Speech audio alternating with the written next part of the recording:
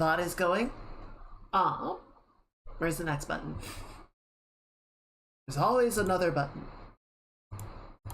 You hit this button, and then we go to here. There we go. Hi. Hello, everyone. Happy Thursday. Happy Out of Touch Thursday. Welcome in. Welcome in. I hope you're all doing well. I hope you're having a good week so far. Hello, Standing. Happy Thursday to you as well. It has been a strange day. It's been a very strange day. Not a lot happened, to be honest. Which I think is what is so strange, you know? So, I'm gonna talk more about it on Saturday once everything is officially over, and I think I have a little bit more room to talk about some stuff. But today was the last normal, as much as it was normal, day of work at my job. You know, tomorrow is basically not a work day, right? We're gonna have the team lunch together. I gotta drop off my hardware, and that's basically it, right? It's just gonna be saying goodbye to everyone. I don't know. The last couple of days, it has really like sunk in that this is happening. It's like, oh, huh. I think, you know, I learned about it like 2 months ago, but I think there was still so much to do, right? There was so much that we were working through, so much that we were trying to tackle. It was easy to just sort of continue to do the work and not really think about it that much. And yeah, just the closer that we actually get to 0 hour, it's like, shit, yeah, this is happening. It is the end of a chapter.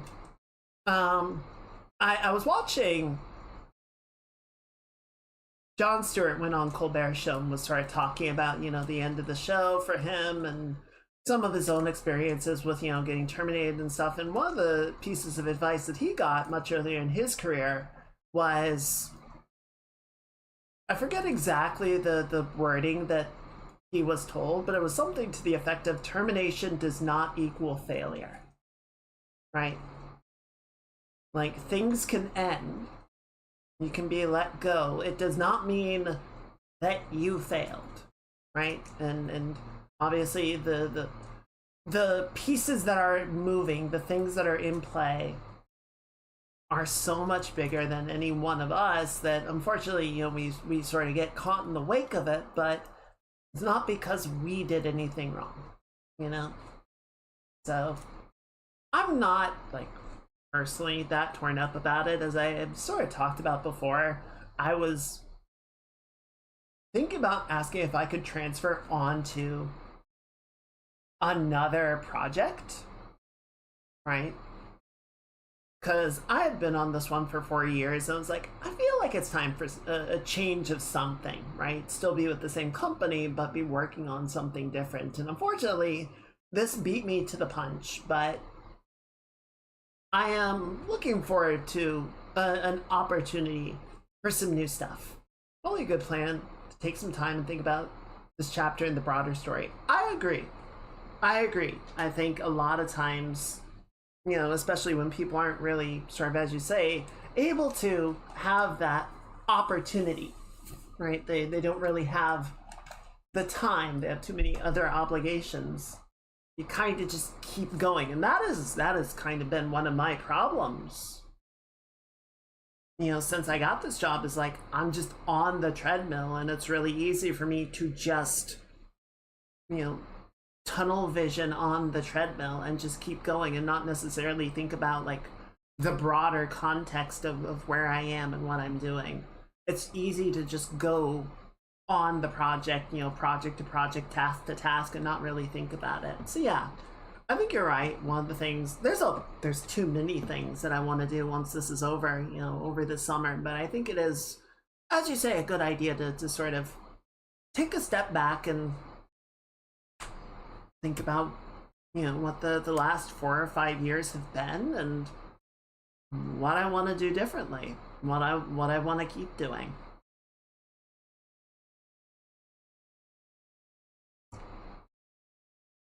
But yeah, I want to talk about that.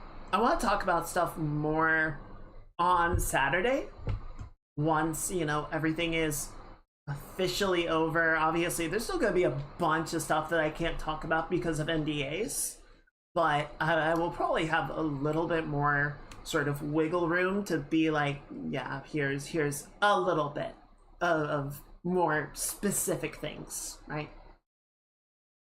So please look forward to it on Saturday. But yeah, today, like, was a lot of just sort of closing stuff up, you know, checking in on a few things. I didn't really work on anything, and then in between, you know, the sort of housekeeping and T crossing and I dotting, I kind of just worked on my own stuff. I did some drawing, I did some model cleanup, you know, sort of started setting things up there just because it was like, I don't know.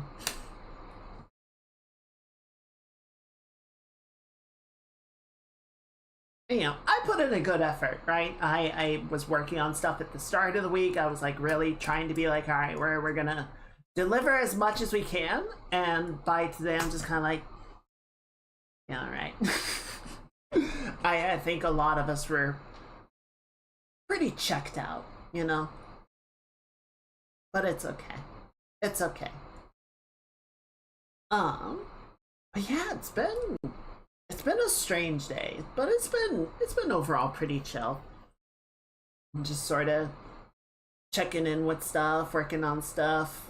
I am looking forward to having more time to like work on the model and such. I think once I have that freer schedule, then I don't know, that July target for the debut suddenly feels possible. I feel like there's a good chance of it at that point. Whereas right now, you know, at the rate that I'm progressing with it, if I had to keep on this way, it's like, I don't know if that's gonna happen. But it might. It might.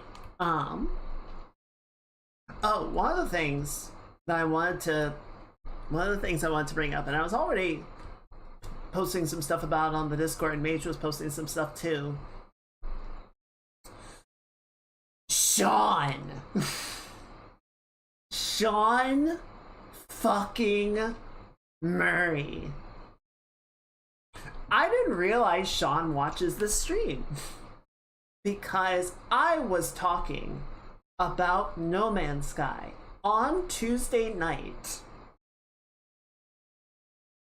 and I swear he was watching and was hearing some of the stuff that I was saying and turned to his team and said, pull the trigger. Because the next day, they drop an update that is very combat centric.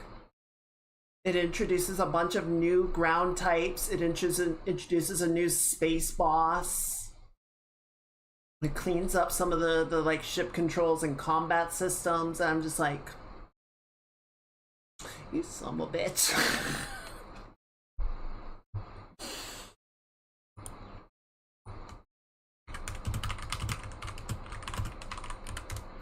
Like, I swear he had to have timed it. I swear he knew.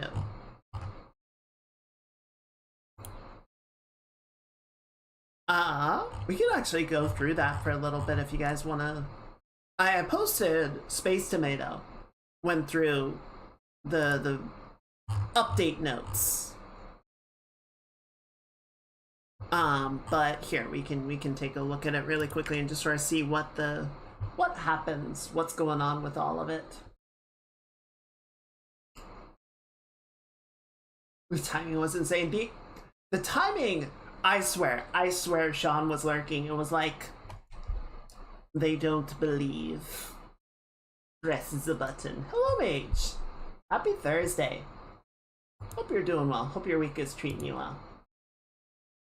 There you are. Alright, so yes. We'll watch the trailer in a little bit, maybe. But yeah, it's this big, like, multiplayer spaceship that you have to take down. Combined community effort to figure out what's going on. Travelers will boot up to be greeted with a personality test, dividing players into 3 factions. Each team will need to cooperate, strategize, and compete to counter the Hive of Glass, an existential threat to the universe. War effort is being launched from the Nexus, and defenses rapidly being constructed, and a new bulletin page tracking progress. Your contribution to the face-off with the Hive is being logged for all to see in both the Anomaly and the Atlas. Travelers will want to keep a constant eye on which squad is contributing most to the war effort. The most effective faction will be memorialized in the Anomaly for all time. Epic space battles are at the core of science fiction, and the Swarm brings biggest and most epic battles to date. The Hive of Glass protects itself by releasing swarms of robotic drones, creating an awesome spectacle of battles with hundreds of ships. The Hive itself is a weapon too, with the Iris opening to release the largest weapon we've ever seen in No Man's Sky, a laser capable of destroying the freighter fleets and perhaps even something as large as a space station. So there's a non-zero chance, just based on what they're saying here, that it will actually update the galactic map based on what the Hive of Glass is able to achieve. Also, your freighter fleet might just get its ass beat. Or the NPC ones floating around. It amazes me that old platform can accept all these new ideas.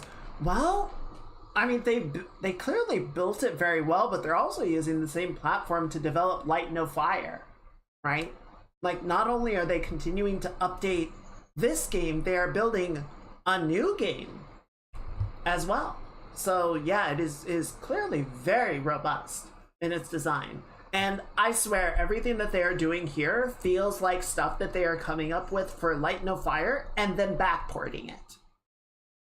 Though this one seems very sci-fi driven. I mean, at the same time, this could definitely lead to big fantasy battles in Light No Fire. While in space, there are huge battles. And we'll get to the patch notes in a minute, because they do... There's some more specifics on like what they're actually doing for the combat side of things.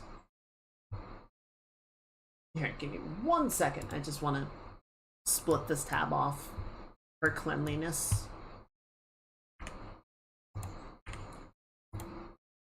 Just make sure we're looking at the right one. That's one. There you go. Okay, perfect. So yeah, while in space there are huge battles, on the planet there's investigating and pillaging the remains of crash drones using the newly acquired gravity gun introduced in the salvaging update. Let me get out of the way a little bit. Shot down drones need to be salvaged and researched. There are miniature planetary swarms to defeat, so more like drone combat like what you deal with the Sentinels, and research efforts to sabotage the swarm's network. Secrets of the Hive's origins and weaknesses can be uncovered and shared in the fellow rebels. As well as saving the universe, there are a host of rewards, a new suit of armor that I'm guessing is like tied through the expedition event, a new rifle, new jetpack, and other little goodies and whatnot. Yeah, we'll check out the patch notes, but let's go ahead and watch the trailer for this as well, because this is a pretty good trailer.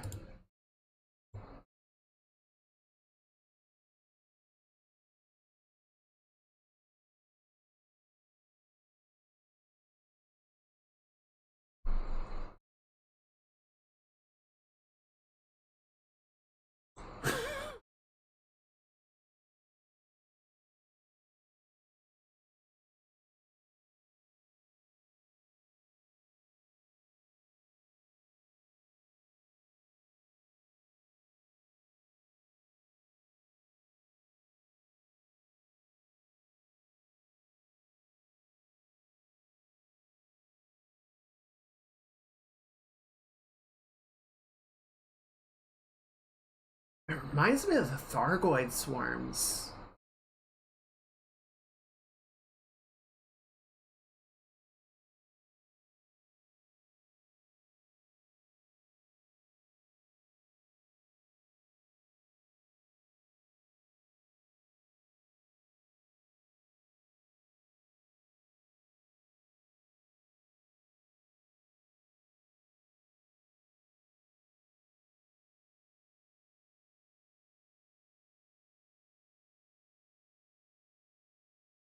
So No Man's Sky has always had that sort of scale slash perspective where, you know, the stuff that is in space can easily be seen from the ground, right? And it gives it, you know, a very sort of old school feel, which generally I'm for. I think it's a neat look.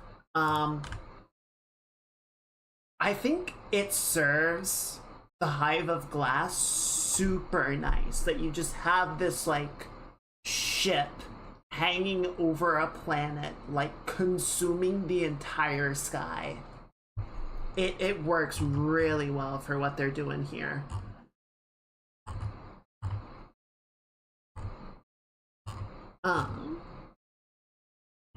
What's this tab? So where does this go? Okay, this goes to the same thing. Yeah, there's a trailer again. So we got the armor, pretty cool looking. Oh, nice, and you can color it, so it's got some nice variety to it. I like the helmet and the chest piece. I like the undersuit. The gloves are cool too. Played this game at launch, I do not recognize it. Yeah, but that's a good thing. So yeah, the Hive of Glass, and you know, it says hundreds of ships. I think the way that they've sort of developed it with these, you know, swarms of drones, like, yes, it's hundreds, but it's not gonna be like, it's not hundreds of individually moving things, which is probably good. It would be a lot. So yeah, salvage and investigate. So now they're taking, like, they introduced the salvage gameplay in the previous update, and now they're like putting it towards objectives, right? You need to use that gameplay to help investigate the drones and figure out their weaknesses. And then yeah, you got the swarm enemies. It looks like they have some like smaller frigates or destroyers that fly alongside the hive. Probably need to like work your way through those before you can actually take a shot at the hive itself.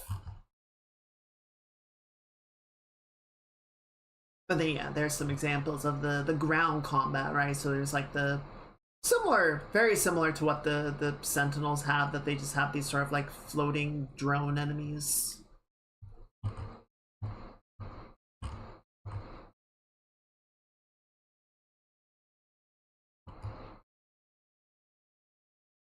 New flight pack, that's pretty cool looking. So yeah, still no like, you know, brigands or scoundrels that you're like gonna be going into a cantina to shoot up or anything, but at least a greater like variety of enemies to contend with. That's alright.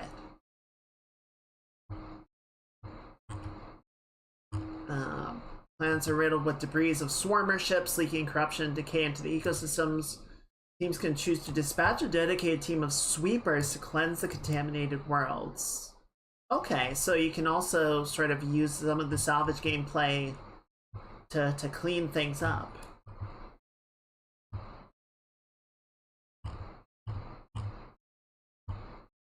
And then depending on which team you get fitted into, you'll get rewards of a specific color and flavor. New multi-tool, that's pretty cool looking. Yeah, guns!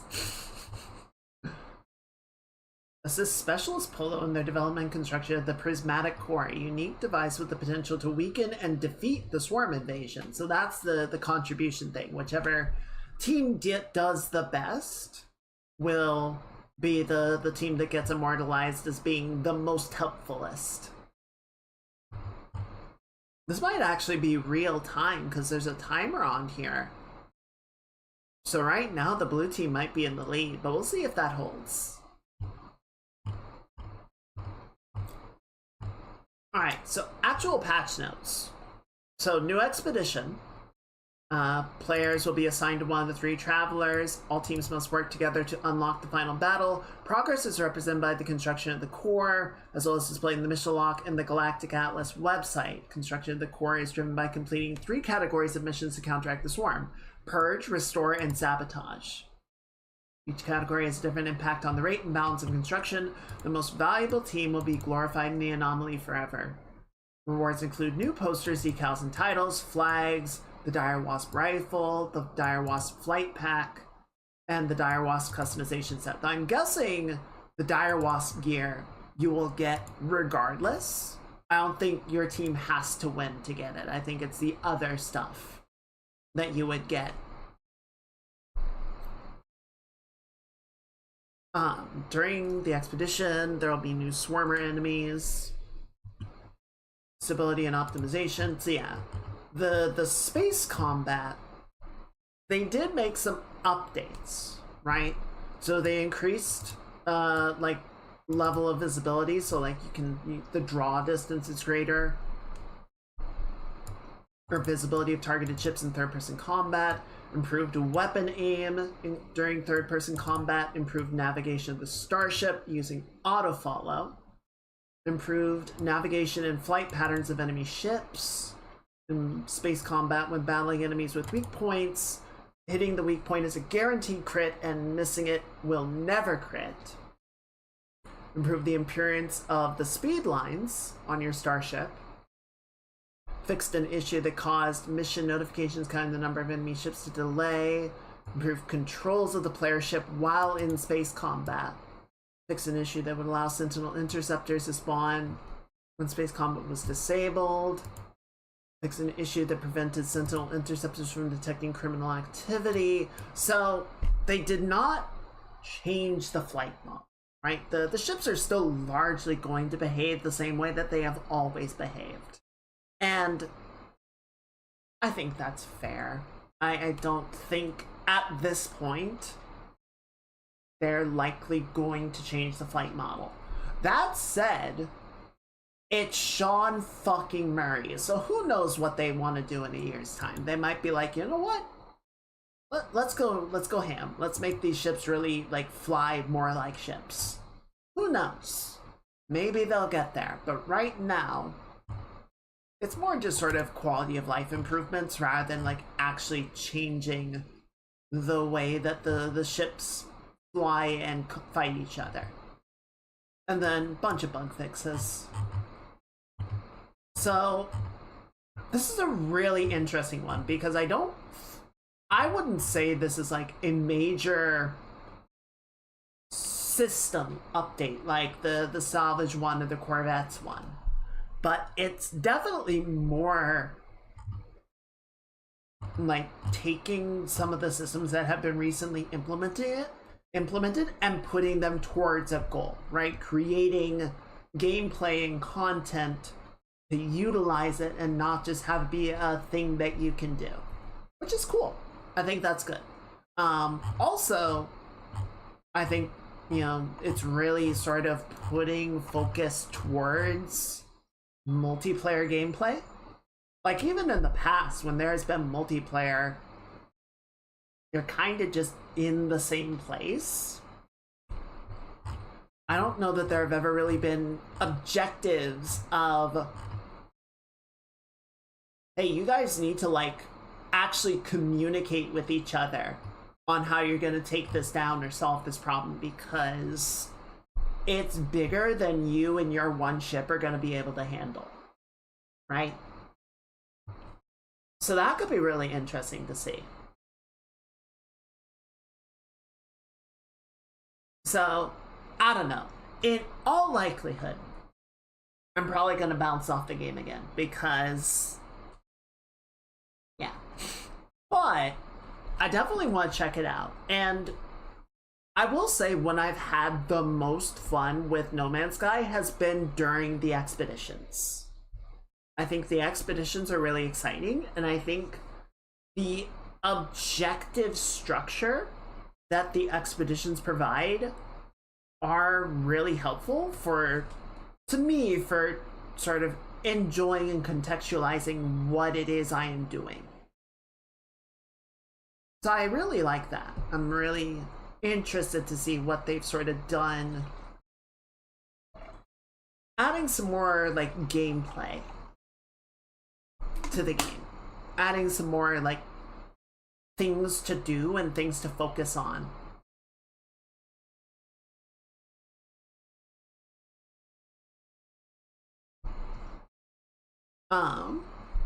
I did see a little bit, so I know Elite Dangerous is working on a graphical lighting update, which will probably roll out with the operations, and then they've sort of been setting up some stuff like lore-wise, narrative-wise, that kind of hints at some of the things that we might see. So apparently some of the recent events that have been going on, the various like scientific investigations and stuff that people have been, various powers that be have been competing over,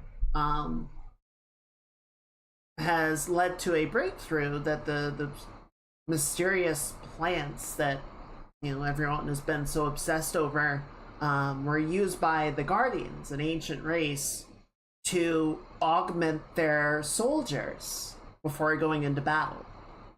It gave them, heightened physical and mental capabilities. So, there's sort of a rush now to see, can we do that? Can we use these plants to create super soldiers or berserkers, even if it's like a limited, a temporary effect? So I don't know, we might get to the operation and we might see some like berserker enemies that just like throw their gun down and run at you, which would be terrifying, but it would be fun. It would definitely be interesting. So I don't know where all this is going. I might try and jump on No Man's Sky over the weekend. I might this weekend or next week. It looks like, well, actually, let's go back to this, because where is that Galactic Atlas website? There you are. What in the world am I looking at?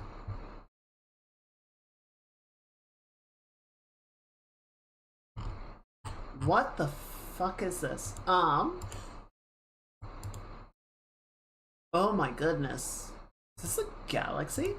Oh no. Okay, well, I'm not gonna be able to make heads or tails of this.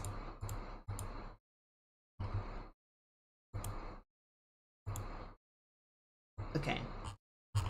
But if... Where is the thing with the...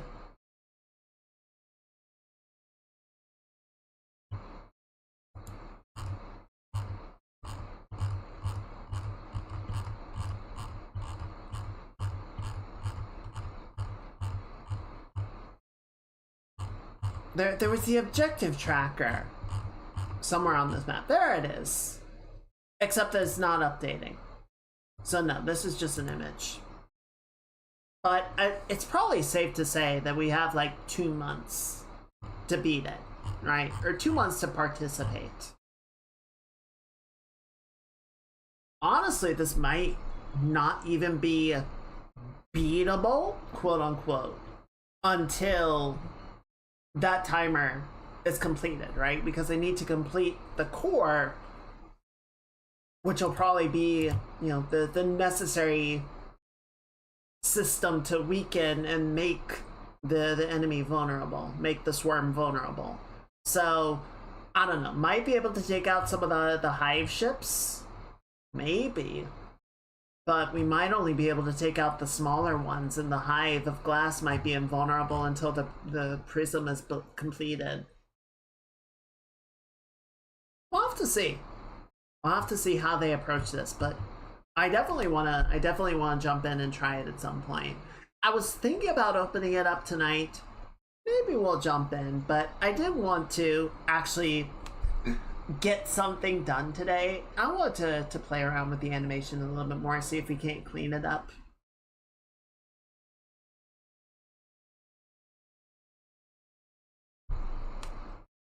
But yeah, I don't know. This did come at a very good time because I definitely want like space games to play, and man, I'm still nettled about Star Citizen.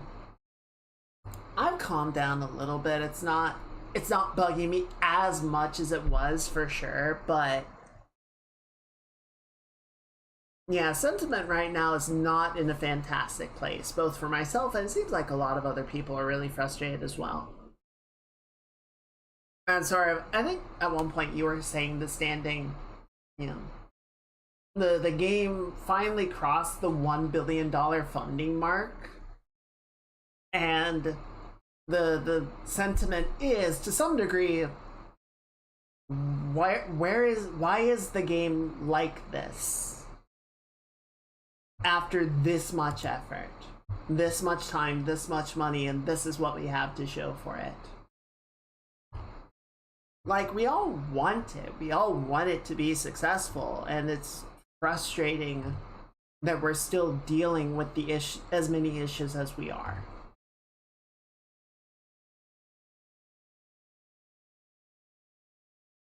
So I don't know.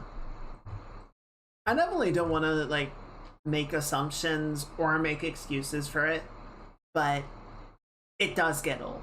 It does get old to deal with it, and I'm definitely right now I'm at a point of I'm not going to deal with it. I will come back and see where you guys are in a few months and see if I'm in a better mood to deal with it.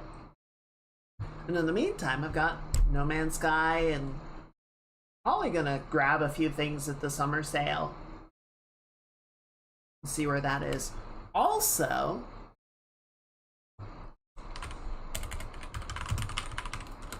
Summer Games Fest is next week.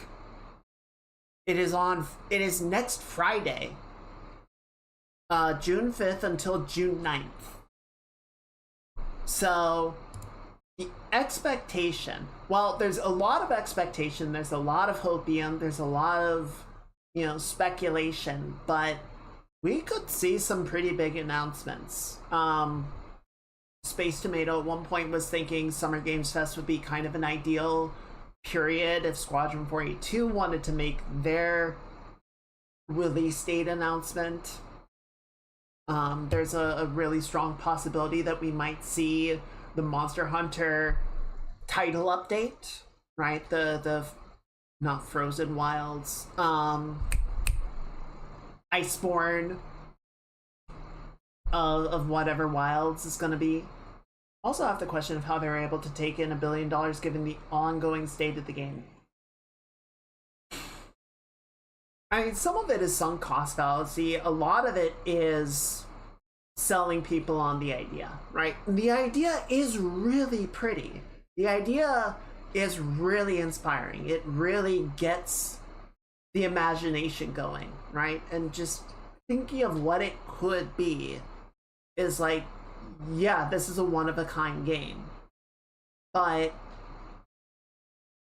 at the same time, they have promised the literal moon and stars, and now they have to deliver on that.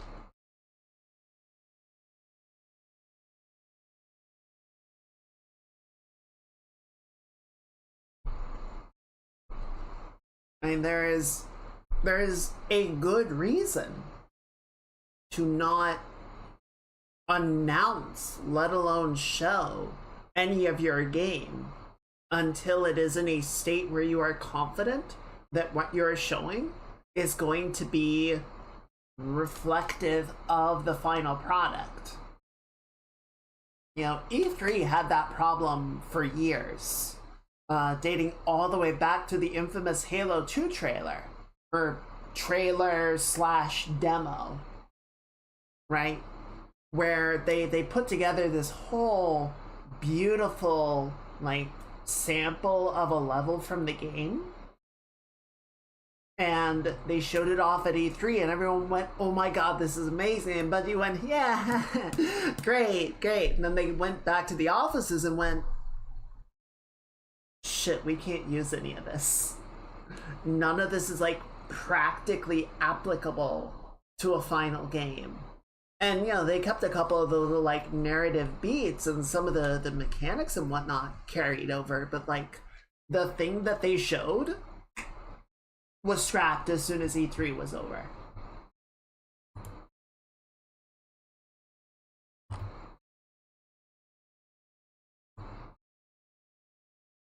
So, long-running issue. And when you have like Kickstarter projects where you're essentially selling people on the idea, and then you have to figure out how to deliver what you have sold them on, the natural course of game development, things are gonna change.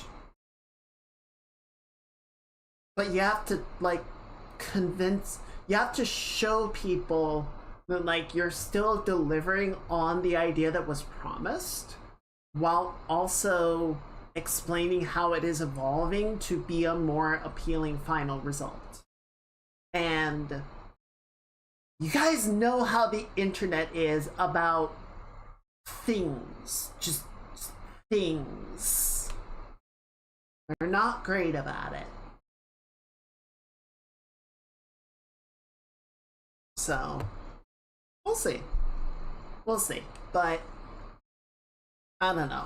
The games are always such a weird dichotomy, because it's like, on one hand, so much of the game industry is a shit show, and on the other hand, there's so much good work being done, so many good things being made. I was just talking to my roommate about Pragmata, which they didn't spoil anything for me, but they ranked it at about a 9 out of a 10.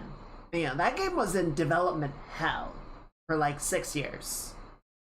They initially announced it, and then it just disappeared for years, and it's like, is this vaporware? What the fuck happened? And then it just kind of resurfaced, and it's like, what's up, bitches? We're back.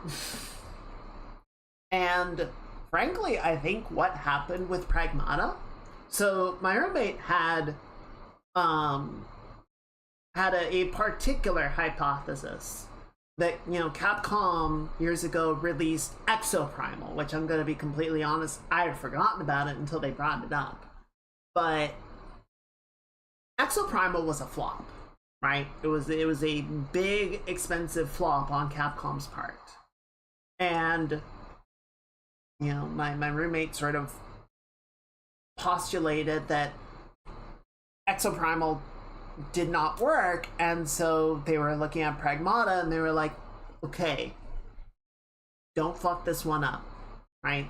We've got money in the bank, we have titles that are succeeding and generating money, generating revenue. We don't need to rush this one, we need to do it right. So if you need to sit there in development hell for 4 or 5 years to get this to work, that's fine, just do it. Right? And in the intervening time, they had Monster Hunter, they had Street Fighter. I think DMC 5 had already come out, but they had Resident Evil. Capcom has had a solid slew of hits come out over the last few years. So they have not been in a place where there was like financial pressure to get Pragmata done and out the door, which I think is a really healthy way to approach it. And it paid off. Pragmata has been very well received. As far as I know, it's selling quite well, and is you can certainly make arguments about how much it costs versus how much it's earning, but it's another solid win under Capcom's belt. And not for nothing, reputation is valuable, right? To have a new game and a new IP come out and be solid without the need to patch it, right? Without the need to say, okay, well, in 3 months they'll sand down the edges and iron out the wrinkles and it'll be a good game. Like, no, it's good at launch. Just go buy it and play it. That's big. And I think that, you know, creates a lot of confidence that, oh, you know, if Capcom puts out a game, I can just buy it and play it and enjoy it. And there's no asterisks, no caveats with that. Looking at you, Sony. The world's best consumer confidence nukers. Voted 2026, 2025, 2024.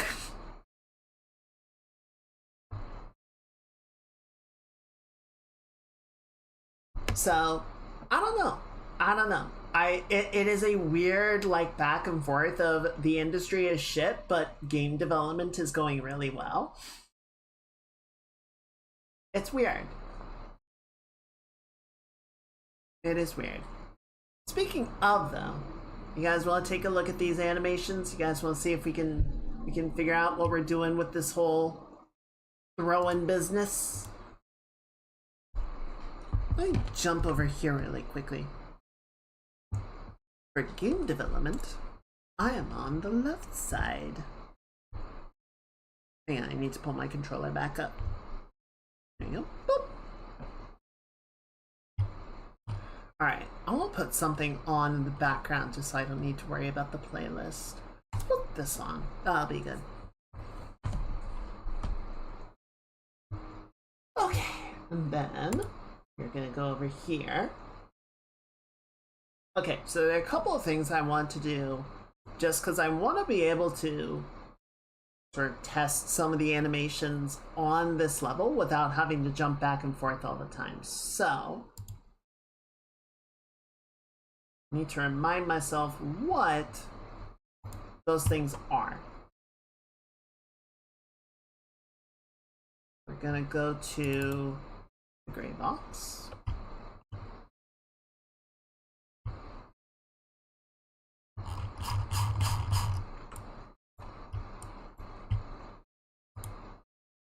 Okay, so yeah, we need the hit wall, and we need a camera controller.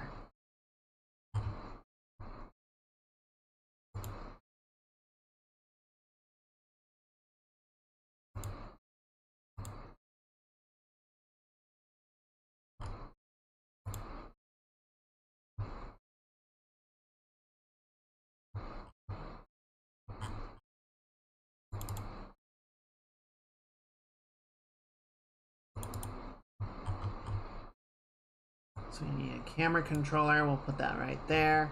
And then we need, where did I leave the hitbox? Is it in here?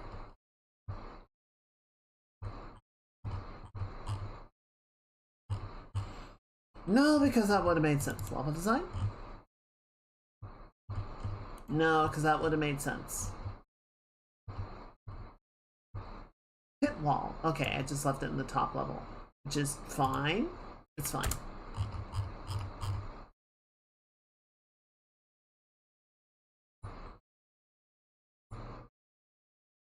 Let's just set this as 0 as well. So if I hit, yeah, see the problem, actually no, it's not a problem. I just need to spawn this at 0 and we should be good. Yeah, there we go. Okay, so now we need to take the camera controller.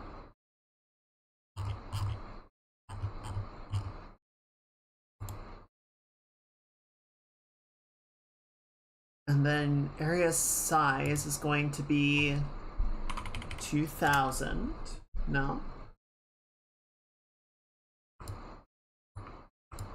Oh, no, that's... What? No.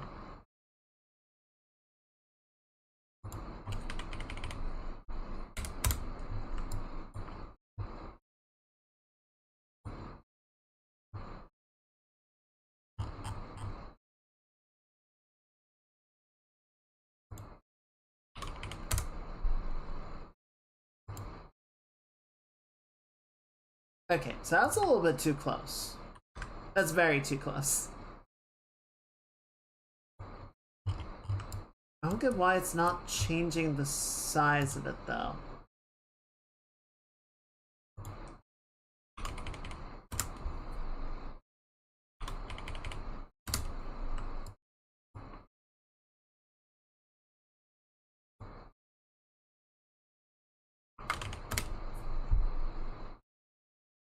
Camera shift value, I believe you set it to 1.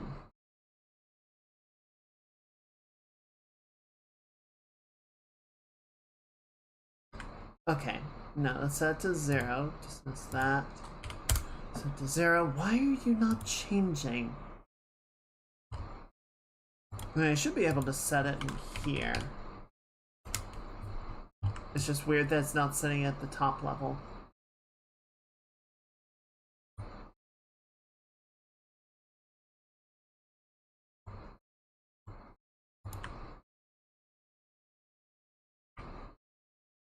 Okay, so yeah, this just makes it a little bit easier to, you know, look at the animation without having to go to another level, right? Cleans it up a bit, cleans up the process. And specifically, we need to be able to throw the book because I want to test out the throwing animation that we have set up and see if that's working for us, right?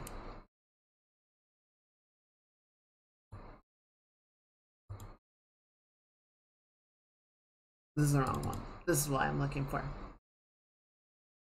Yeah, if we hit play on this, right, we have this throw animation, which looks... it looks okay, but it's still very stiff, right? So one of the things I definitely want to do is improve that. But I think the other thing that I want to see first, I want to go ahead and attach it to the character. I want to see what it looks like when you, the player, throw a book around.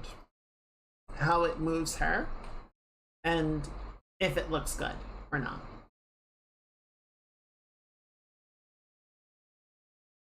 So, I remember how to do that. So we're gonna save, and then we bake animation sequence.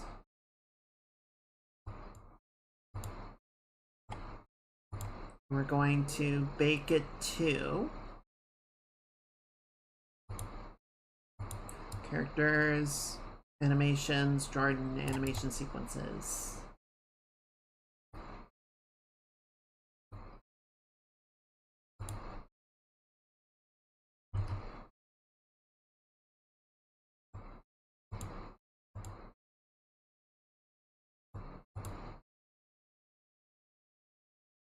Okay, Inspire transforms and say okay. Oh, I think I need to set it back to the first one and then bake it.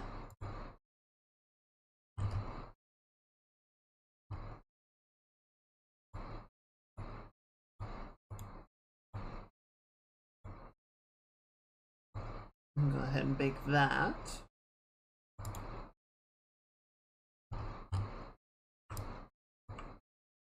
Okay, so what I'm curious about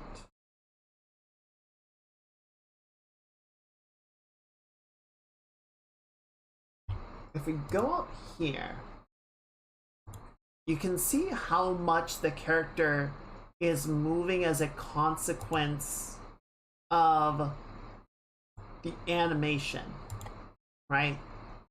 Like, even locking the root in place, she is still pulled forward by the movement to the animation.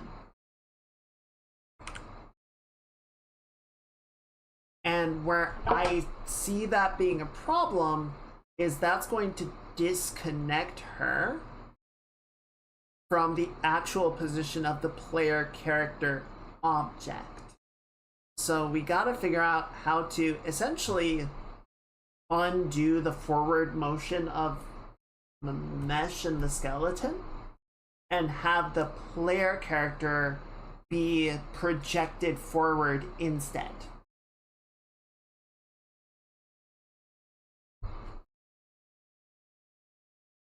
But I don't know how that's going to happen, or I don't know how bad that disconnect is going to be until we actually test it out, right? That's what I want to do first. So for that,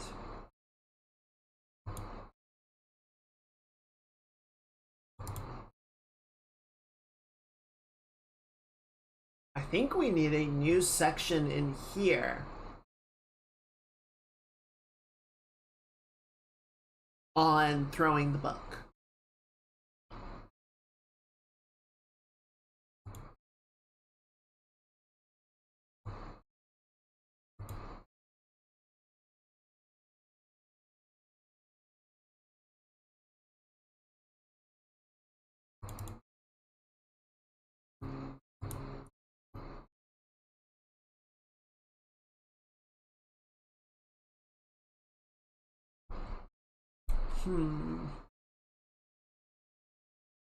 Might need to bring up a tutorial.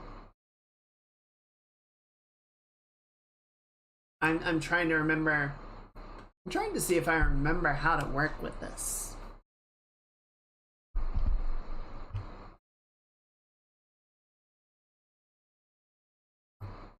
The entry point, we had the idle, the running animation. Run to idle, idle to run to idle, jump. Right, so then we have the jumping animation, the falling animation, landing.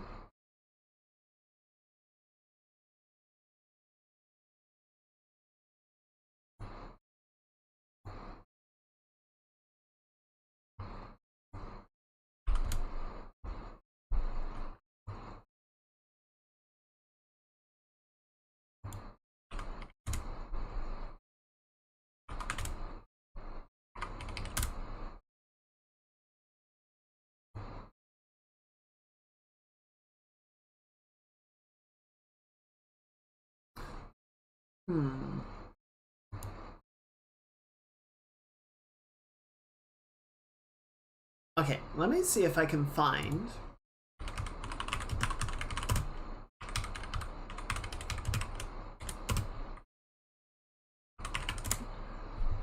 an example on how to set this up.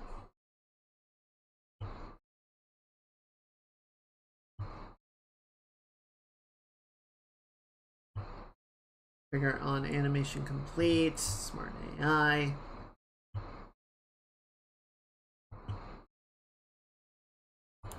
Let's see if this tutorial covers what we need.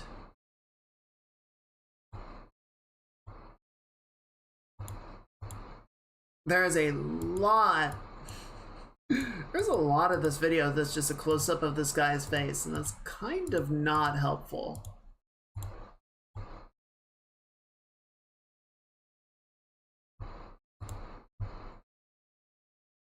See, we got one from Gorka here.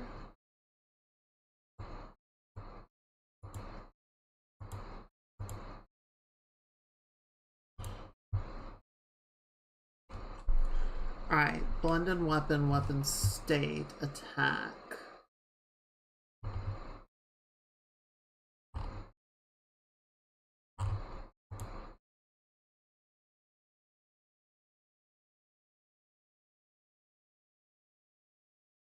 For most games, we'll use anim notify to signal when we can do a spear trace or capsule trace on a point, and the montages are great for both in blends, but some more flexibility for actions.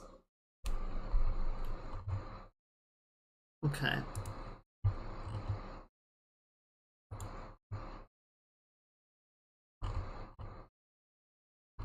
Creating movement with blend space.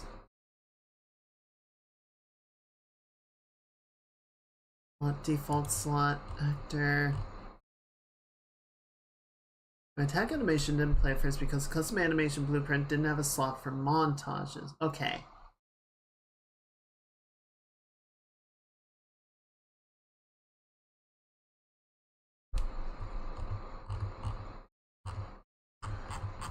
Okay, yeah, I think this is honestly gonna be a bigger chunk of the stream than I thought. But let's see if we can figure this out, yeah?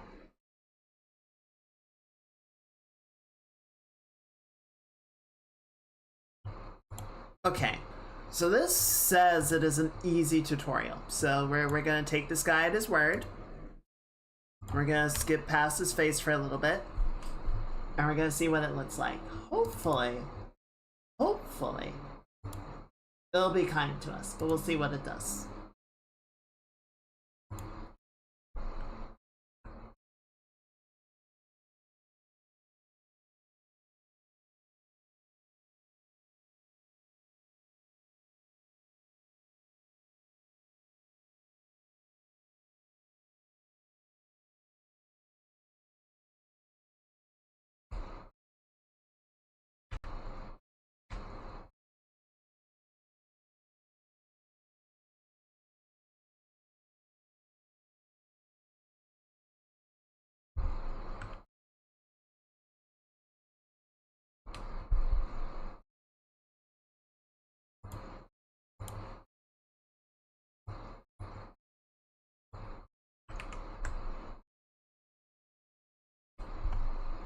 Alright, I'm gonna skip through this part just because it isn't relevant to us.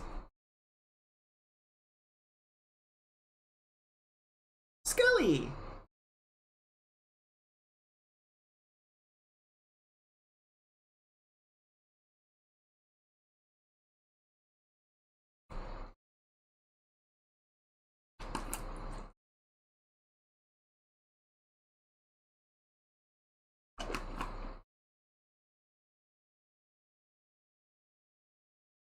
Make sure you hydrate in chat. It's been hot today. Well, warm.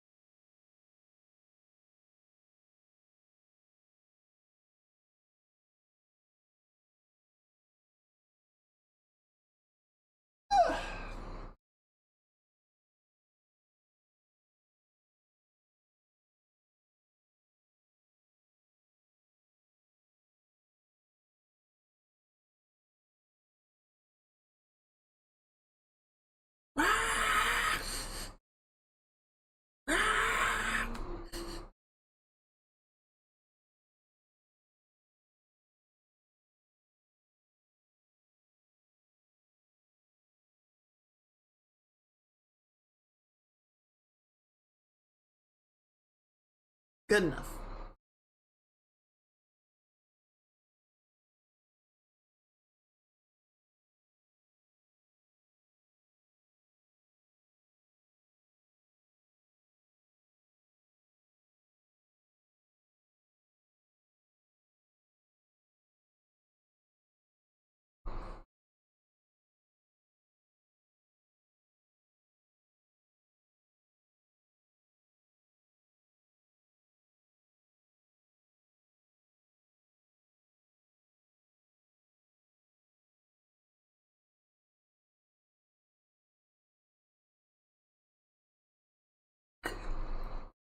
I'm gonna skip ahead a little bit just because we don't need to actually attach the prop to Jordan's hand. We just need to understand how to connect the animation into the blueprint.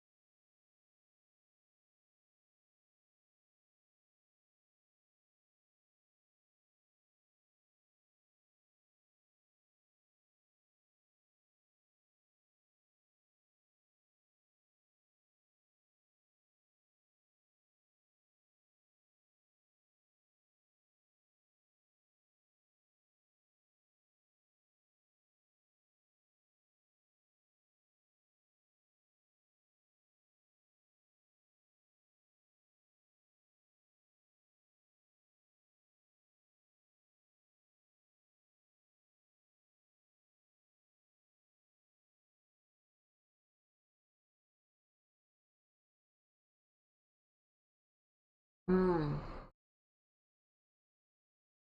Might be useful in some of the animations that I have set up.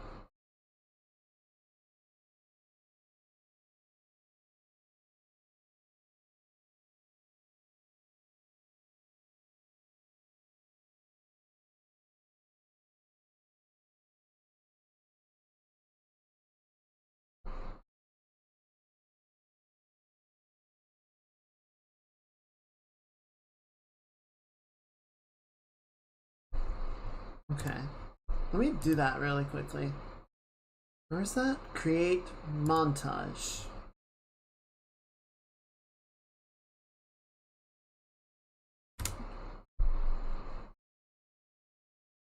So yeah, now I have an animation sequence versus an animation montage, and we'll see why that's necessary.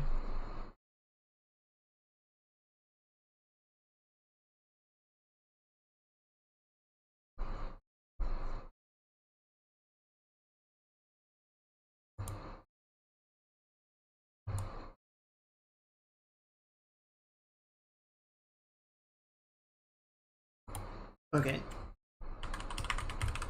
Default slot. And then plug that into here.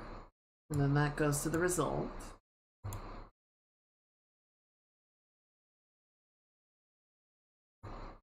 Okay.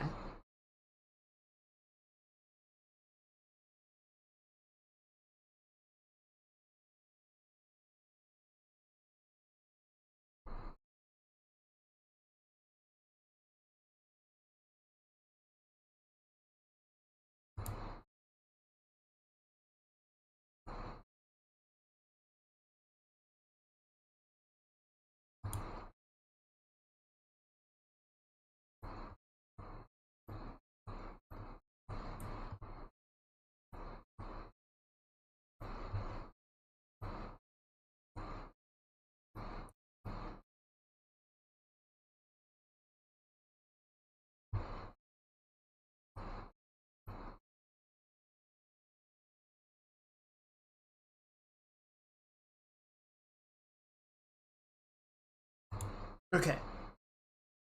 So let me backtrack for a second there. So what he's doing is when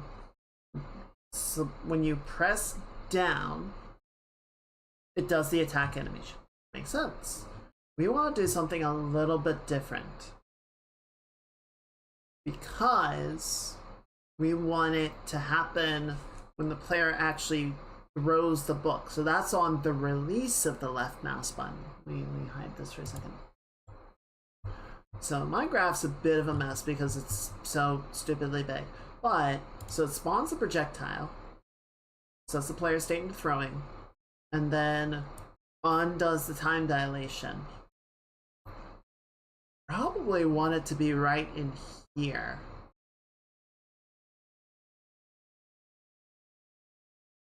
Actually, it can be. Yeah, so we should do it right here so that it doesn't get affected or like repeatedly ticked by the time dilation ramp timeline. That would make sense. Okay.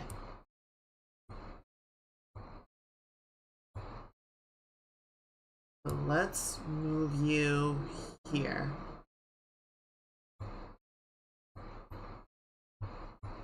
And make myself a little bit more room right there. And then get out of the way. Gotta have a montage. Montage. Can you delete? Why won't you delete?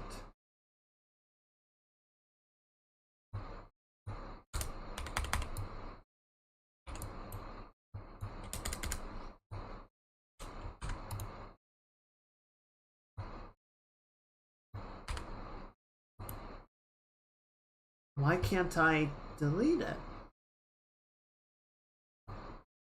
You're not simulating, you're not playing. Play and a montage. Can I delete this one? No. Why can I not delete nodes? Look into that in a second. Okay, so for this, we need Jordan throw. Oh, I need to actually name these the way that they should be named.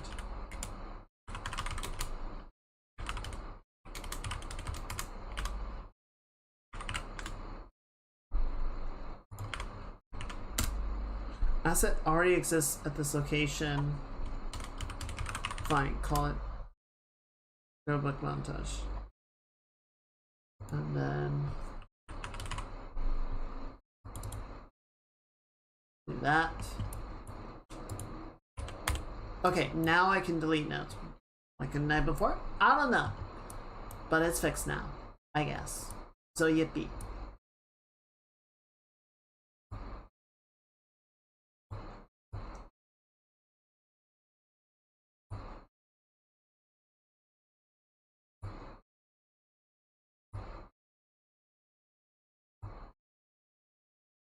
I just need some more room for myself on the graph here.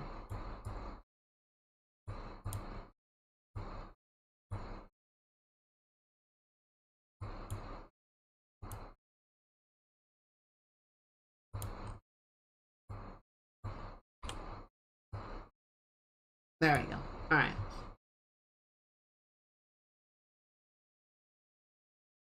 Let's see if it does that. Let's see if it just works. That'd be kind of sweet if it just works. Okay, it does not just work.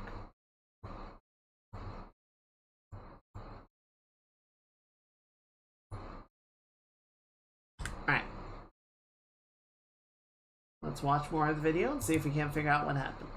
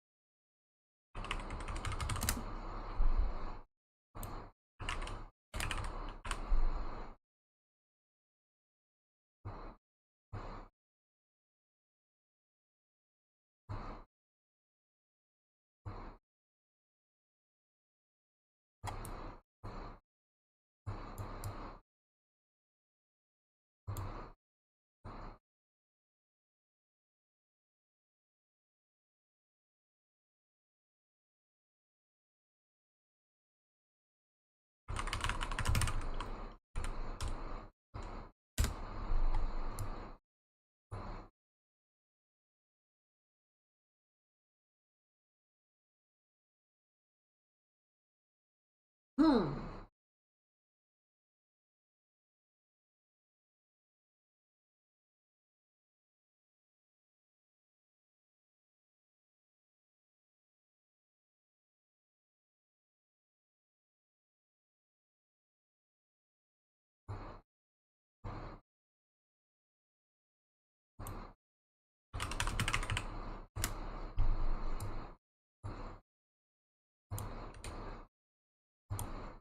Okay.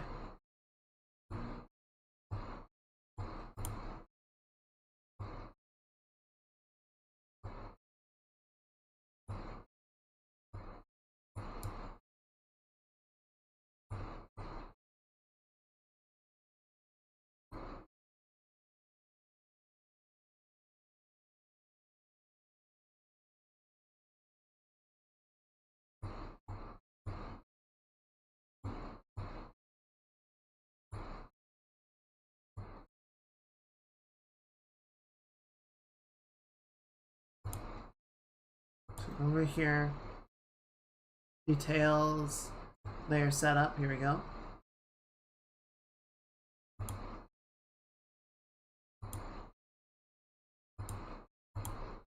Wait.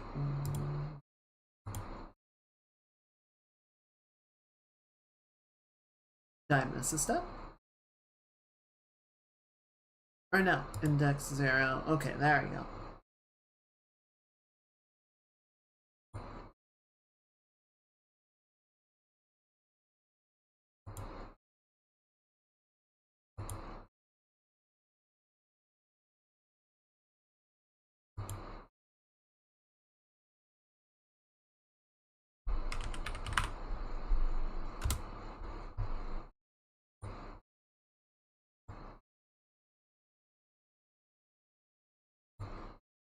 Spine 01.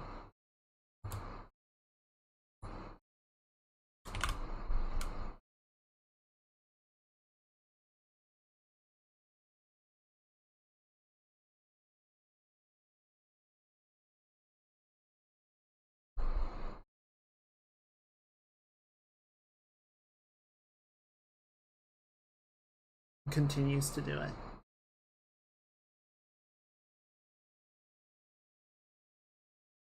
Okay, I think I know something bad that's gonna happen.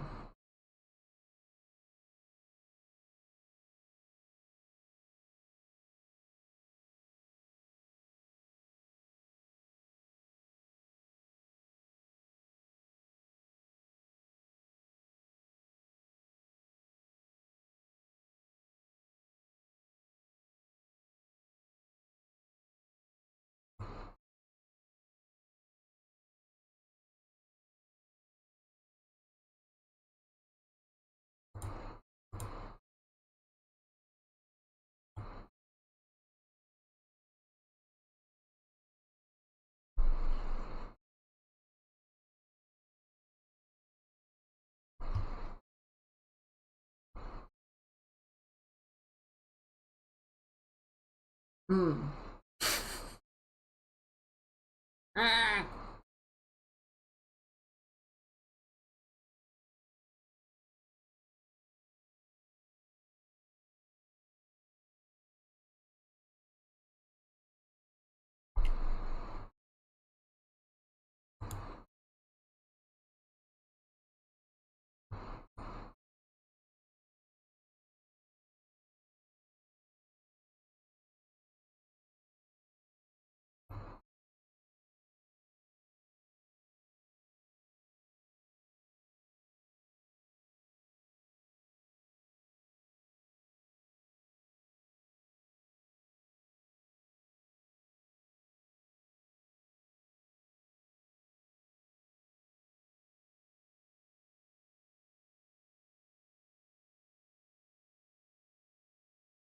Those are super helpful.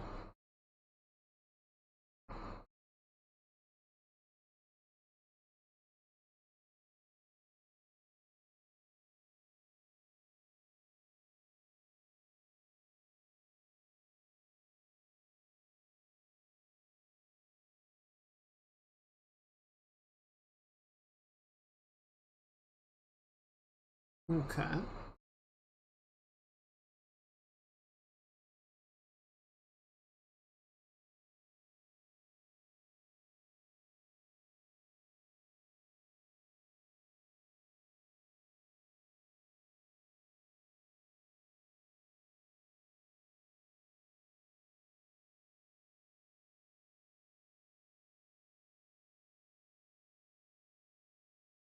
This has actually been very helpful.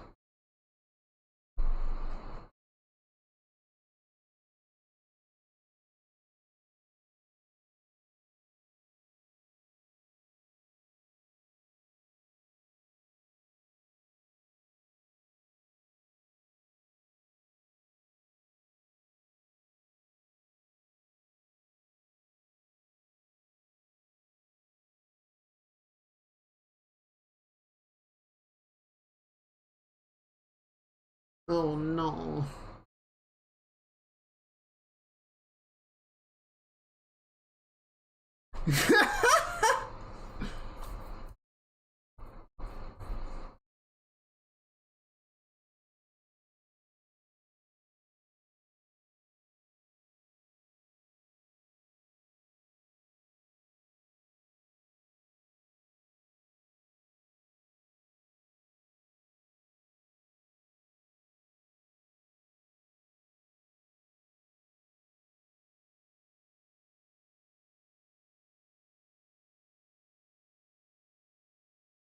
is random, yes.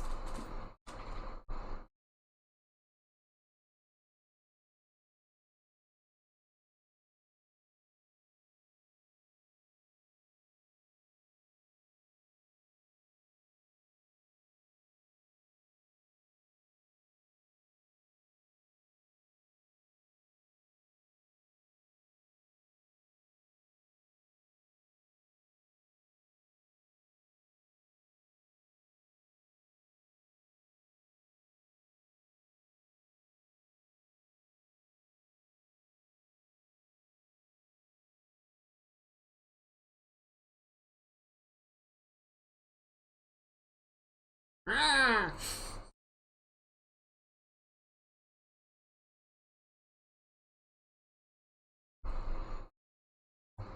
Alright. That was actually very helpful.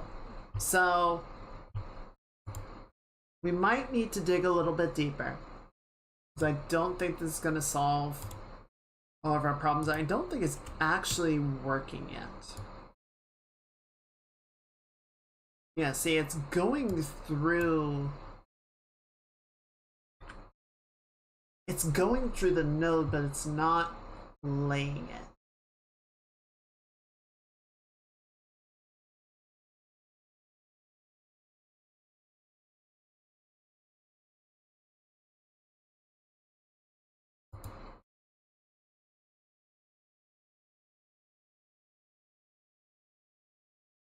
If we open up the montage, okay, so that is working.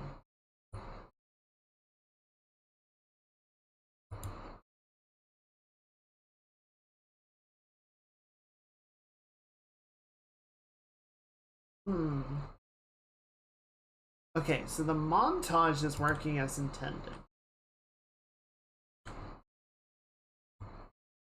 Like the montage file works the way that we expect it to. But it's not loading it? Or something. So where is the disconnect? Let's see, playwright 1.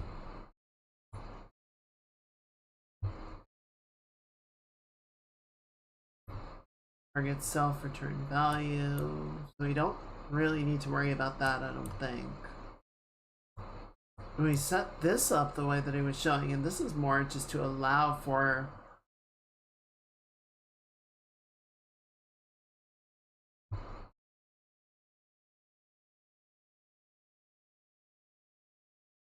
let me try something just to see if we can get it to work.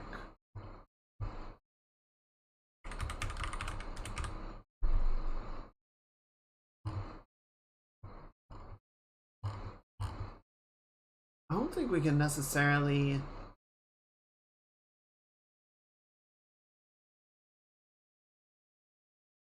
play anim montage. So that's what we have right now.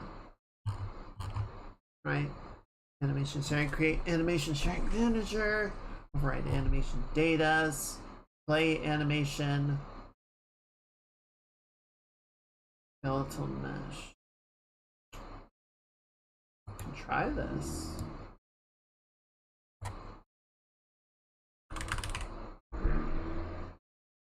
I just want to see if like hard coding play animation will work.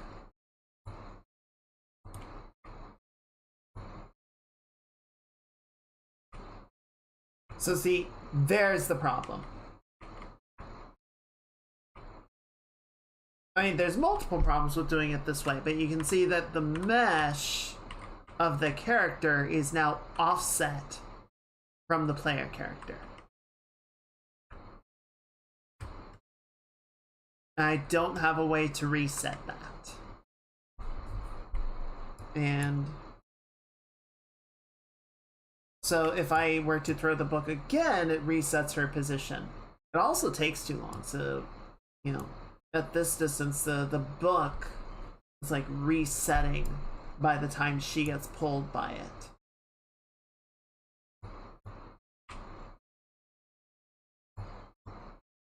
So there's a few problems. There's the other problem of sort of what he was dealing with his model of, you know, we have this like behavior that, you know, Jordan is planting her feet to do the throw, but is then still able to move around. So what we would need to do in this situation, I think, is remove, let me write this down. Let me sort of work through the logic as we ramble about it. Where's my pen? There you are.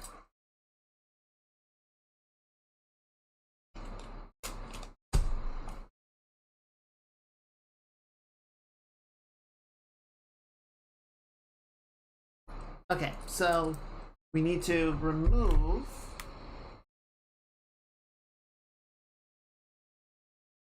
the movement from the animation itself.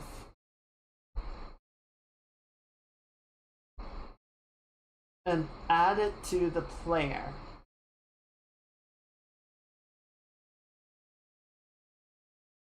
And we need to either very temporarily lock the player movement,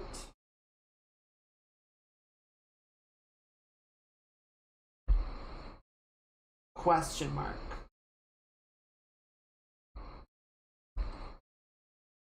just so that while she is like actively launching the book, it makes sense that she plants her feet, and it only needs to be for like half a second, right? Because the amount of time that she is, you know, sort of planting to project the book is not super long.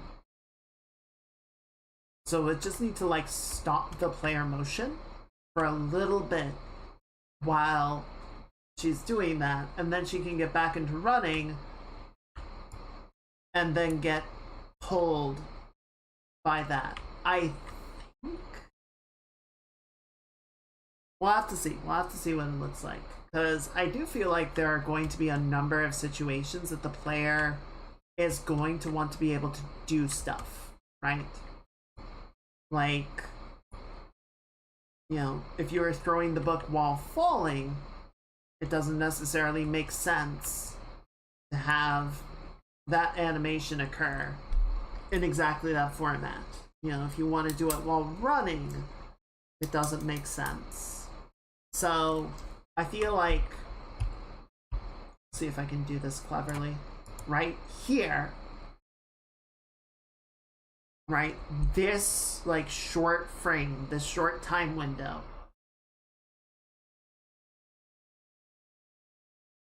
if the player is on the ground, arrest the player movement. Like they can't input movement. You know, allow the movement for a brief window. And then, like right about here, which again, we need to mess with the timing because you can see the book is already resetting at that distance, at that point. Maybe we just need to get rid of the follow through. Like, I think it's really cute. I think it has a lot of character, but I'm wondering if it's just gonna like disagree effectively with the way that the player or the way the game is behaving.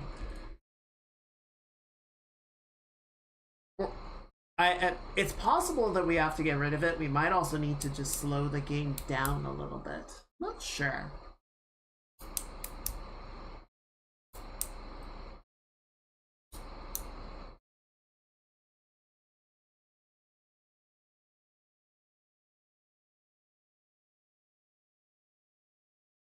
It might just be that we need to delay or get rid of the delay in the tug. That might solve it. But first off, let's figure out why the montage isn't working. Because right now, we are hard coding the animation in effectively, right? I have play animation here, which is like just do it. And, you know, following Production Crate's video, this should have done the thing. Right, we have the NMBP. So we set up the default slot here.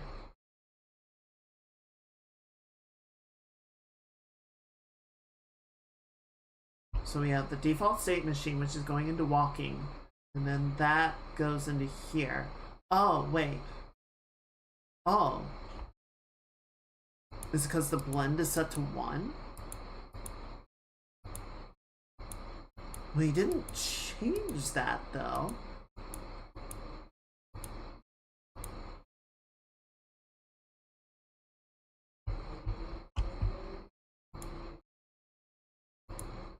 Rate 1.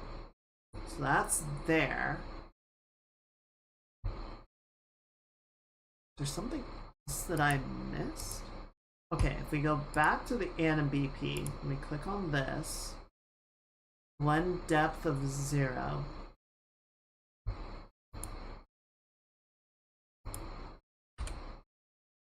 Okay. Mesh space rotation blend, so that all looks fine. Did I get the name of the bone wrong? Spine underscore 01. No? No, that's fine.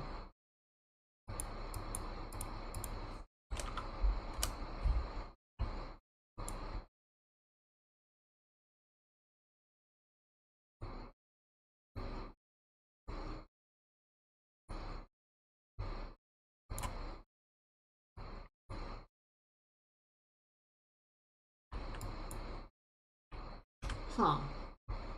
What am I missing here?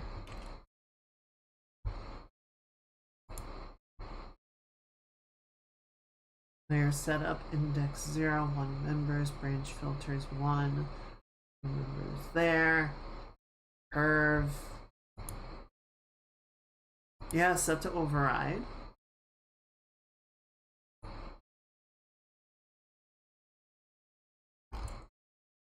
Huh.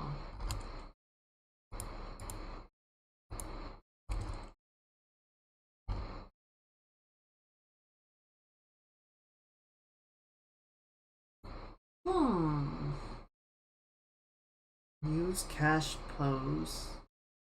Walking. Yeah. Use cache pose plugged into that, and then the default slot is plugged into blend poses 0. Weights is 0. Howdy, Tishel. It's going where we're trying to get the throw animation that we are working on actually functioning, and right now it is not, but we're digging into it. How are you doing? How's your Thursday?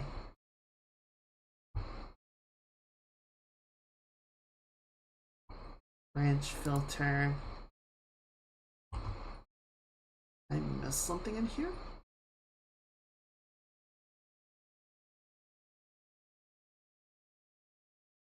One mode branch filter. Yes, that all seems fine. On initial update, none. Tags, none. Okay. Yeah, so that all seems okay. What am I missing then? Is it something in here? Productive arts and more books. Nice. Hopefully no funky animation. Oh, it's always something. It's always funky animation things. But that's what we're here for.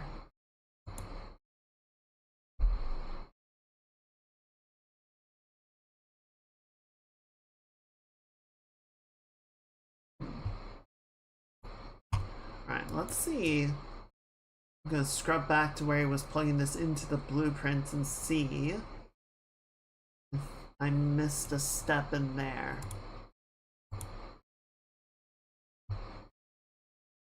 Mute this for a second. Yeah, section name none, so target is self. Then play anim montage. It's like it is doing it.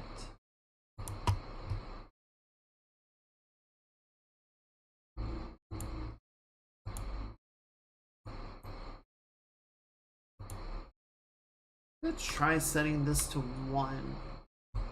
Let's see if that does anything.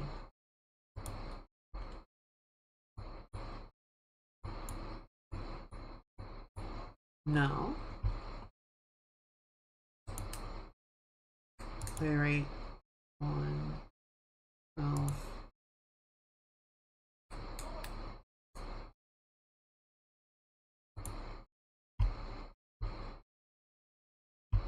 Okay, stop that. Recompile. Play.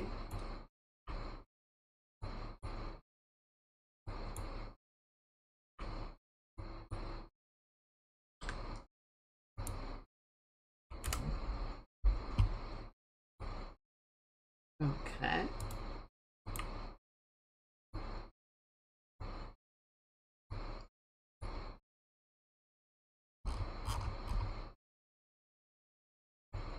Checking these errors real quick.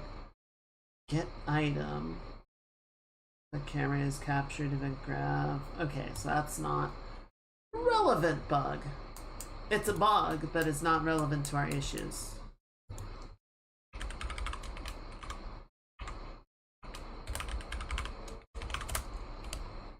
Okay. Blend root motion based on root bump. Normalize by weight, do not override. Scale blend. Next two members. Slot name on initial update, none. Tag binding. Huh. I guess the thing that this doesn't really explain is what the default slot is doing. I mean, this says it plays animation from code using anim montage. So I guess this just sort of allows for that code to be injected, but it doesn't necessarily specify anything about what is to play.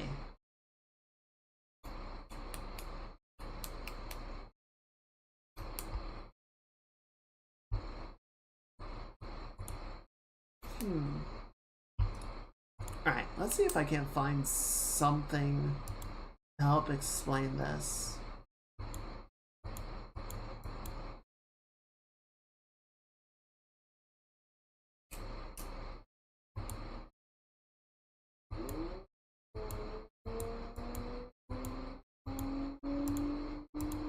Okay, so this seems like it's doing essentially the same setup. We need an anim montage, and then we point the montage to what we want it to play.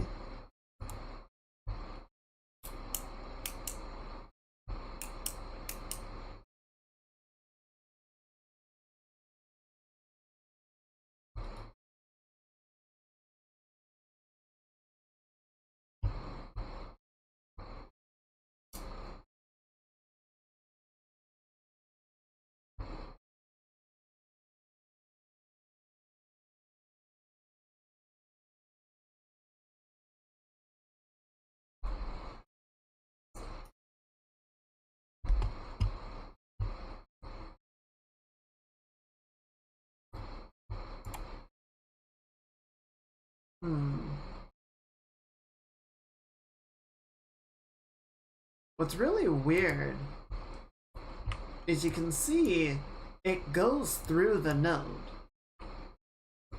So it's thinking about it. It sees to do it, and I can even add a breakpoint, and it does it.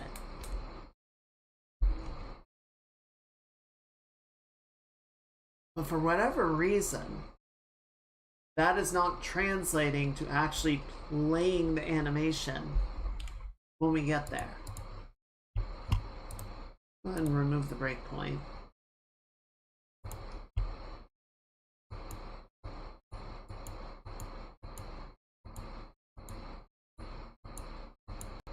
So we got the montage, and then what does this video say?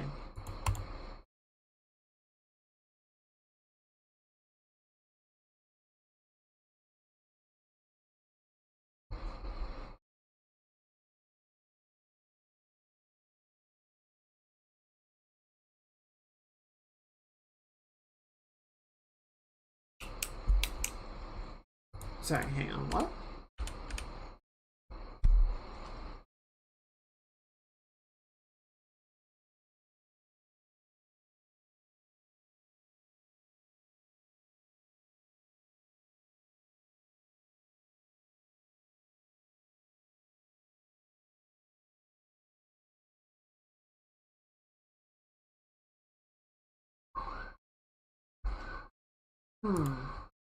I'm wondering if this is the problem.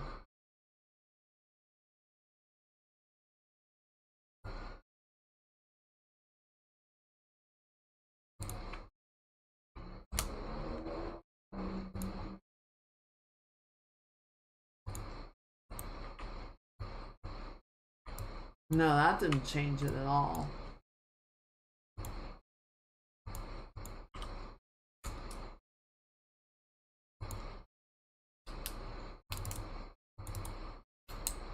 Become relevant on update.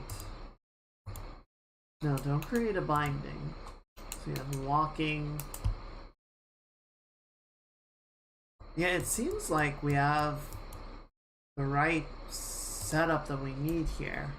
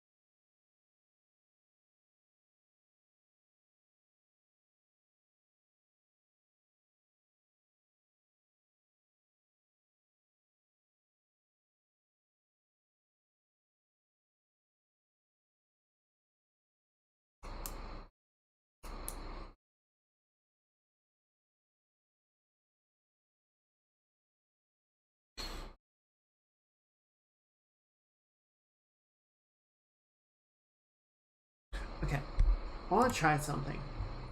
Just to sort of diagnose what we're dealing with. I want to try bypassing the layered blend.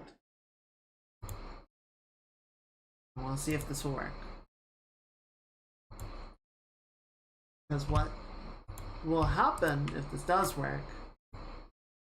Okay.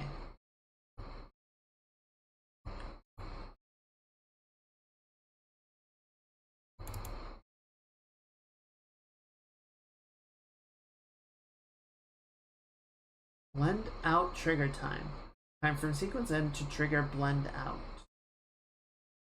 Lesson 0 means using blend out time, so blend out finishes as the montage ends. Greater than 0 means using sequence end blend out trigger time to blend out.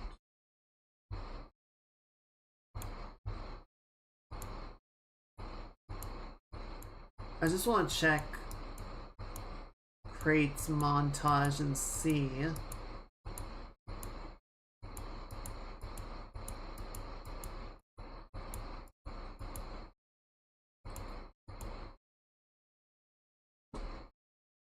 Excuse me.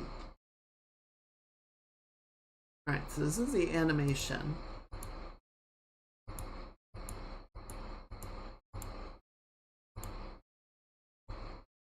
Play again.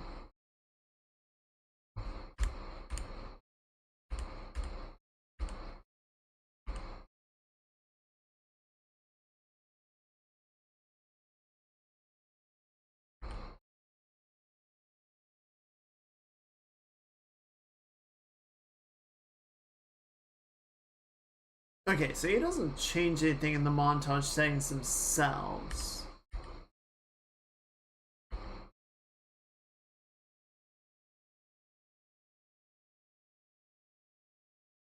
You're watching this video sitting down, I'm gonna need you to fix your fucking posture, you croissant-looking letter C, crescent moon, ass, scoliosis. Thank you, Artemis, for the reminder. Fix your spine! I was slouching a little bit. I hope you're having a good Thursday. Welcome in.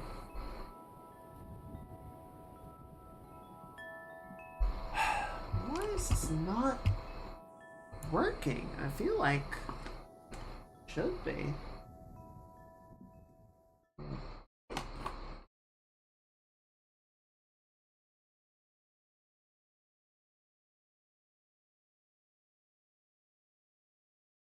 Yeah, so we have a lot more going on, so I'm not worried about the particulars of that blueprint, but nothing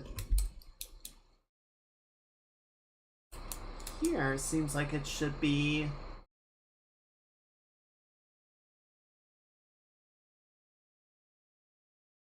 malfunctioning.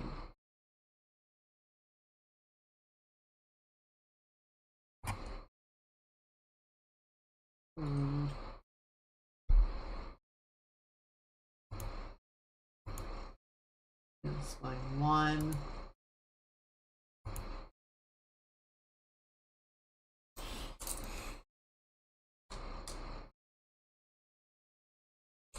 Why is it broken?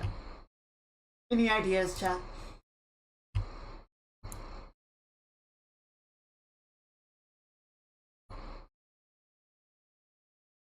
Let's see, what are we looking for? Can we try Googling it and see if the problem shows up? Why our animation montage isn't working?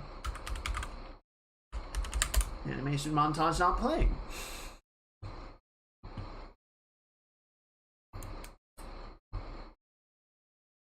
Put action job, montage play. Need to assign a name to the slot name, such as full body.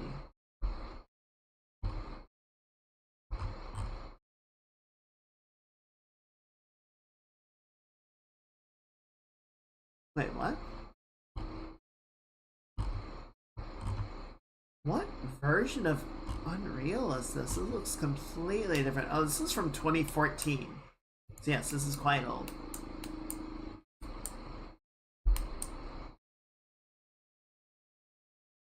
Attack, play rate, start position. Alright, so this looks more correct. Have a slot configured in the animation state machine. Next video where they make them manage to play some montage and simply you want more advanced blends. If you're using a skeleton mesh that doesn't have an animation blueprint, you can still play a montage but not using the play montage node. You need to use the play animation instead. I accidentally wrote a TV pilot for a biography for a self-created fit. Oh! Also tough. Oh no, I accidentally a pilot.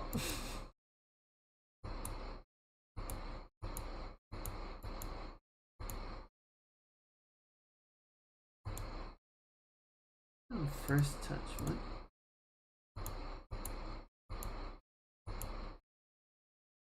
Okay, so input.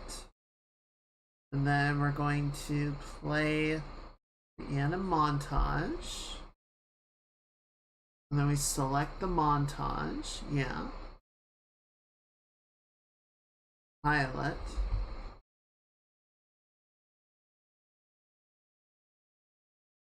And then set up the animation blueprint. Alright, so this might be something.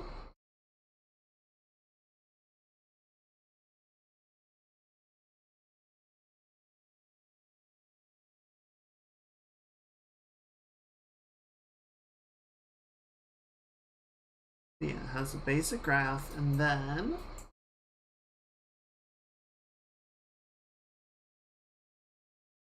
drag off of the default state machine, open up the montage section, create the default slot node, which is what we did, and then drag that into there. Alright, and that's how I have mine set up right now. I'm not doing the whole like blending thing, just because I want to see if I can get this to work at all. Okay, so why is mine not working? Because this is showing that it should do the thing. Biography for a self-created faction.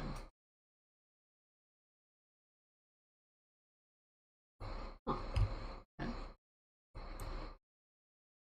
Yes, that's doing that. I'm just gonna plug this into here just to simplify the process as much as possible. I don't care about your notes, just play.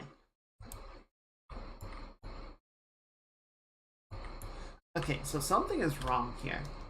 I am missing something.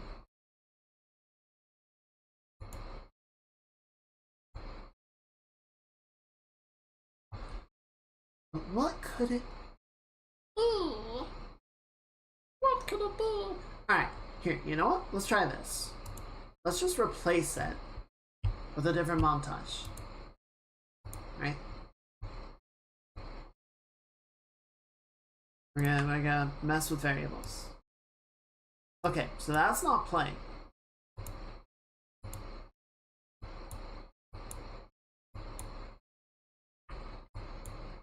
So it is not a problem with my montage file.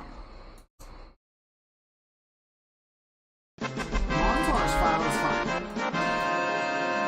It's a small victory.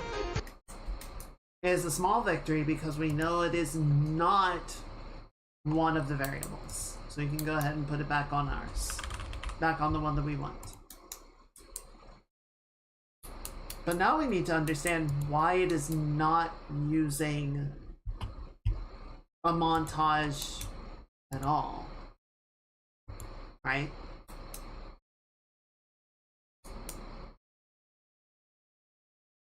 Even though it should be. Okay, let's try this. Try this. We're gonna go back here. Disconnect this for now.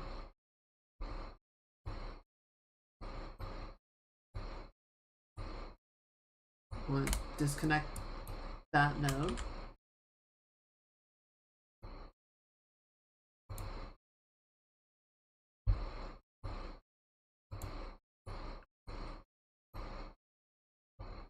And then I just want to create, let's just say L. Let's just select the input L.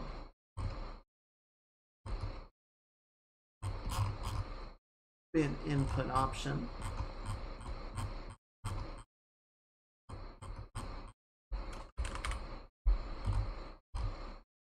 There you go. On press, use this animation. Compile that, and hit play.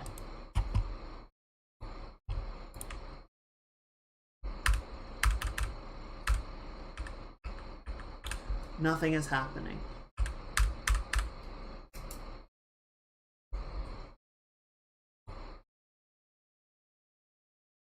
Section name, return value, target self, and a montage.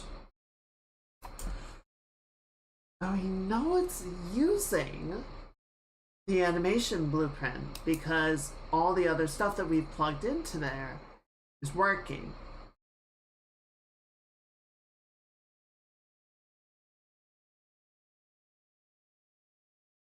So why is it not working?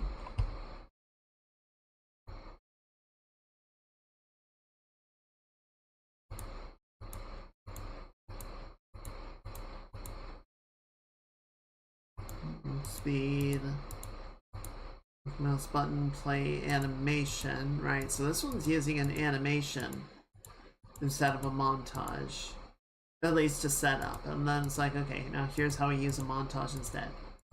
So we need the animation blueprint, set the montage. It doesn't really go into the animation blueprint. All right.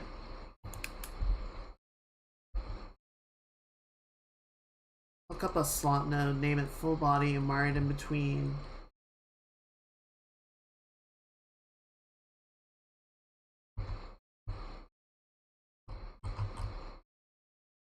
Okay, so this one's very old, so this might not be relevant anymore.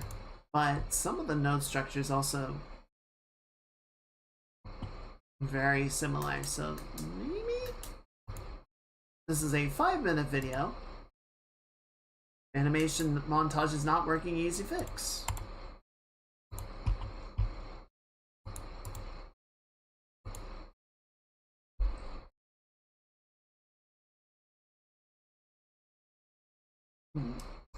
People have just started from the house, so yeah, okay.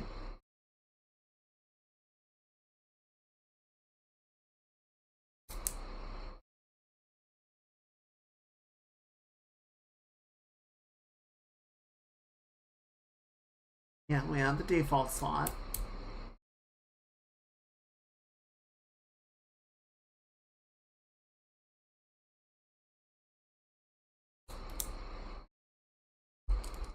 Right. Not default something else. Yes. Hang on, let me scrub back really quickly.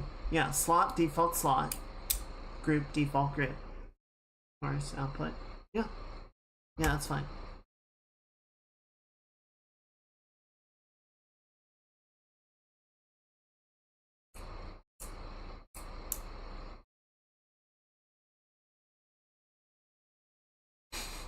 Spin the ring!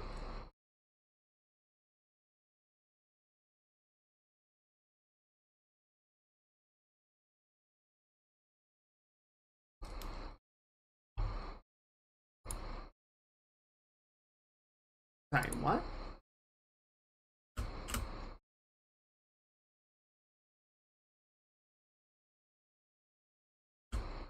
Okay.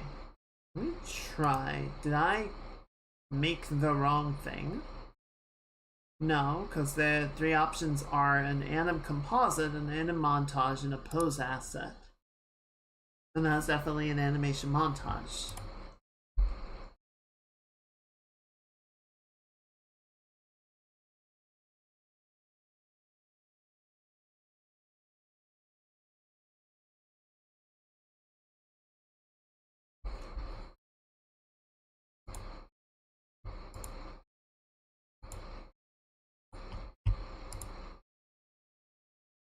Okay, so it is showing up in the window like we would expect it to.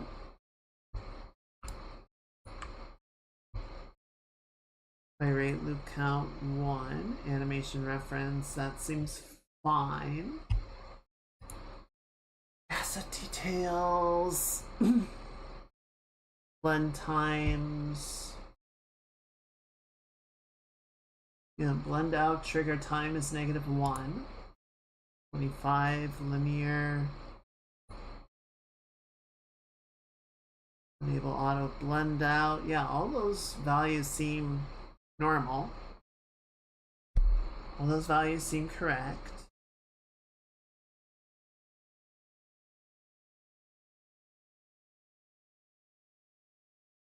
Excuse me. 0. Play rate looks good.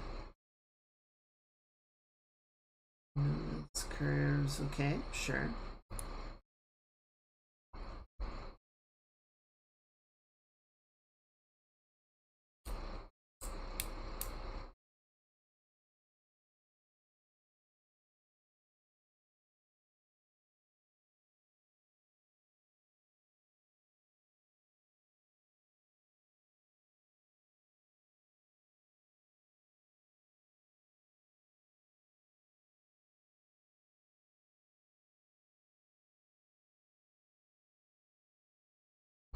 Okay, so I don't think it's this problem.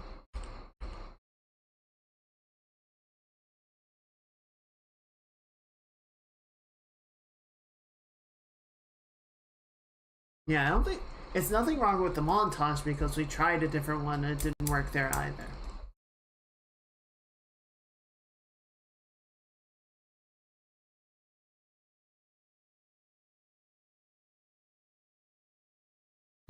Let me try that. Let me try that. Let me see if it's an issue with being an anim montage as opposed to a different montage. That would be weird, but if that's what's wrong, that's what's wrong, right? So yeah, see there's play anim montage, and stop anim montage. So we're gonna try disconnecting this skeletal mesh component. And we're going to select throw. Play one starting position 1 to stop all montages. Sure. Go ahead and do that. Why not? Alright, let's see if that changes anything.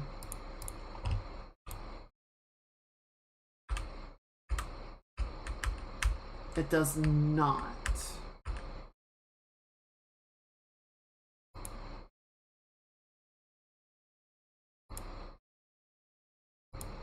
Oh. I might have figured it out. Go ahead and reattach this. And then we're going to get the skeletal mesh. Character object reference.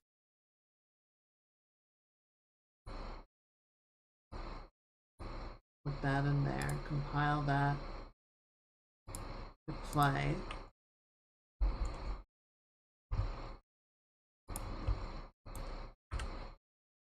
Okay, so that one worked.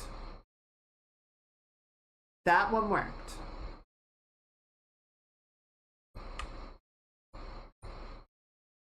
So,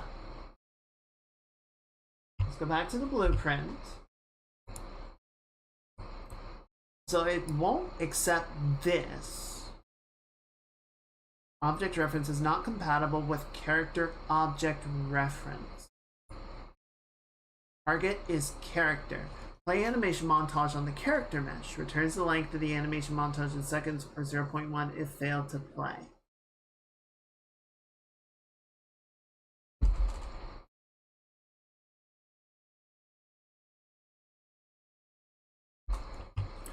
So if I go back to the original video that we were watching, how does he get it to play?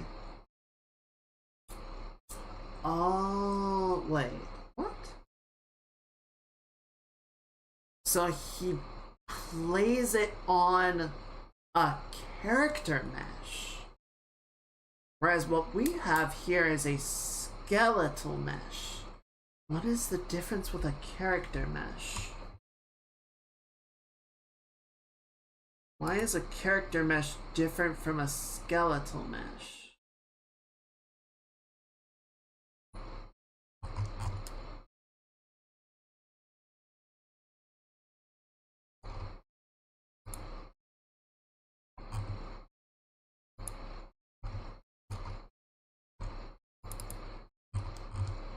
Characters, Jordan, do I have a character mesh? I don't think I do.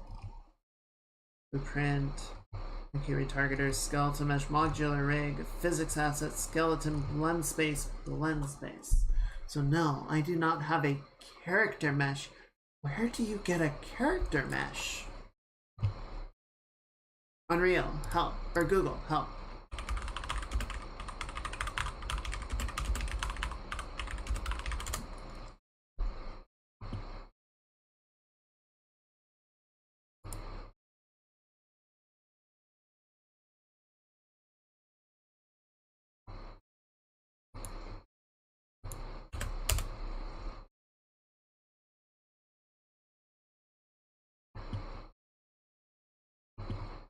Alright, maybe Unreal's documentation will explain some of it.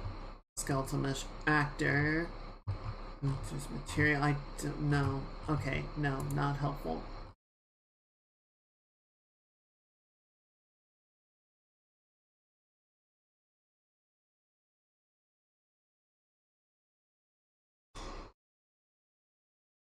Skeletal mesh asset is created an external digital content creation software and exported as an FBX, imported in Unreal Project, skeleton mesh editors, animation, blah, blah, blah, blah, blah, blah.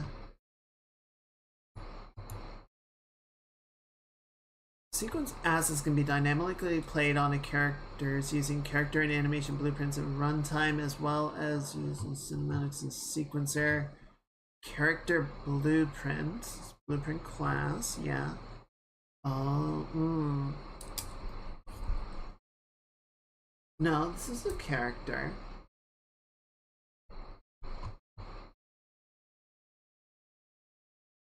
Mesh, character. In the Blueprints component panel, select the mesh component, navigate the details of the skeletal mesh property.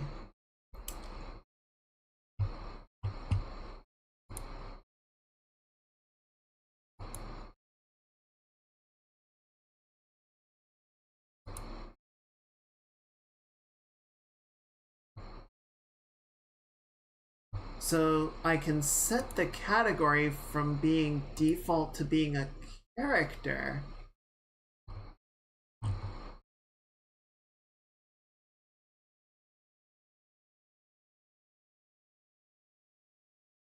The skeletal mesh property, so not category.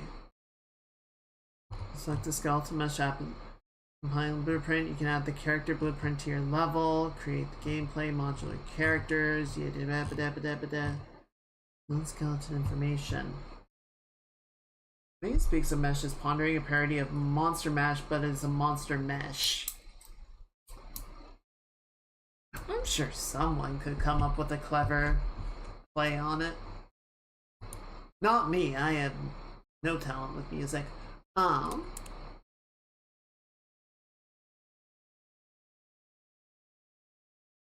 See, I'm hesitant to change it to character. Now I'm so very curious if it would work.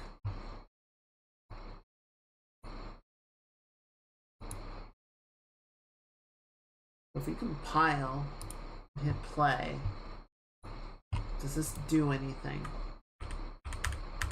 No.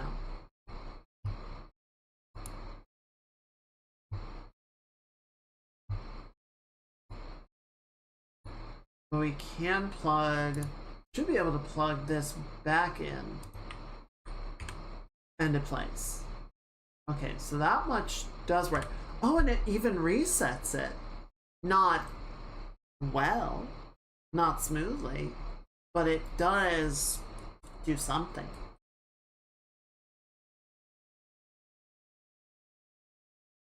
That's actually even cleaner. Hello, Raiders! Schemer! Raiders, welcome in, everyone. Those of you who do not know, my name is Chisei Kaiga. I go by Kaiga. I am a Jupiter brain cell VTuber. I chill with the chums and make art and very slowly work on my game and just generally try and have a nice cozy time. How are y'all doing? How's your stream?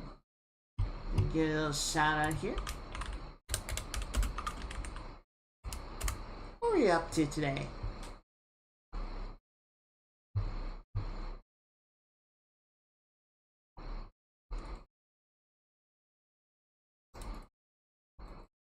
Nice. Get a lot done? Yeah, we are fussing with Unreal. We're seeing if we can get an animation working. Yeah, welcome in, everyone. If you do need to raid and run, do some self-care after stream, whatever you gotta do, feel free, but you are welcome to hang out. We're testing a couple of animations that we set up last week. So we're seeing how they look, and then we're gonna start making some revisions based on what we're seeing. Just some automation stuff working. Nice! Well, congrats. I'm glad it's working for you.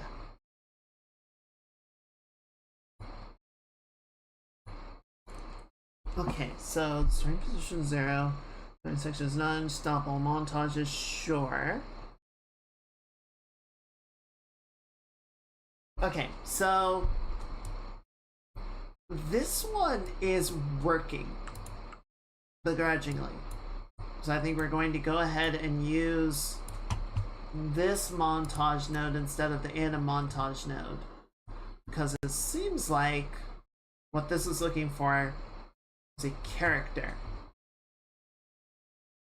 But using self is not going to work. And the skeletal mesh is not recognizing as a character.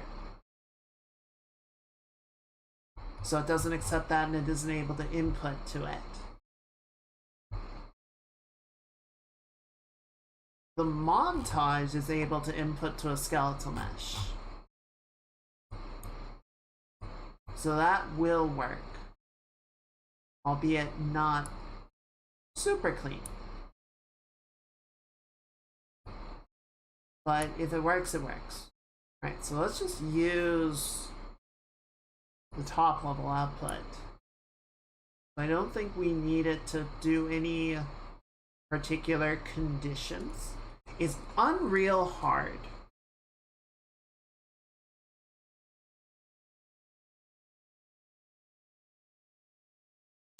It depends. C++ is scary. So I do not know how to program, and I have not had to do any programming for my game so far. And I probably will not need to, right? The blueprint system, which admittedly the blueprint system, like, as you can see, it can get very deep. Is basically a visually friendly scripting system. So far, I have not had to write any code. If you want to have that much more control over your game and how it is built and how it is structured, at some point you'll probably need to dig into code. But for what I have needed and what I have accomplished thus far, I have not had to do any.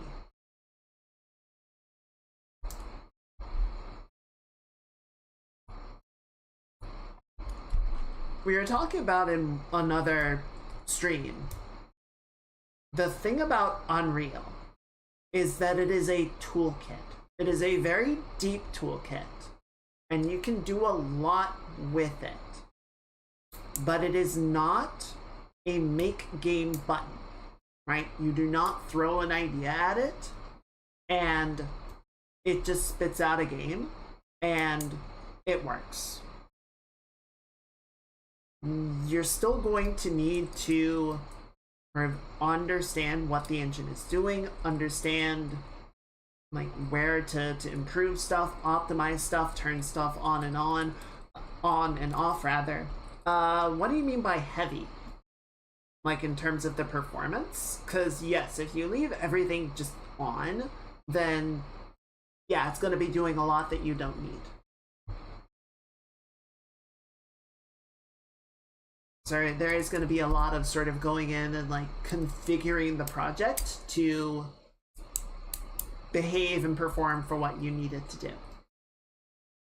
Like I don't need ray tracing, I don't need nanite, I don't need metahumans or any of that, you know, sort of additional stuff. But then I have a couple other plugins that are allowing me to do stuff that I want, like having dialog boxes and whatnot. Download size, well, again, it just depends on you optimizing the project. Like, Unreal is not going to optimize itself, is the problem. And that is kind of where you get into a lot of the negative stigma around Unreal, that it's going to just, like, that it performs badly. You can get a performant Unreal game, but you need to take the time to do it. And I have not optimized my game yet because I still need to make the game and figure out all the places that I need to shave those corners off. But at the same time, I got it running on my little mini PC, so it's not that demanding at the moment. It'll probably be more demanding once I get more things up and going.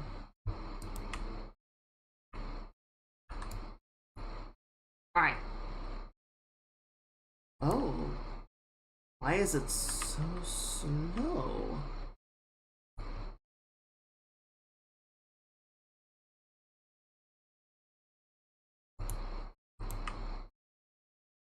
Okay, so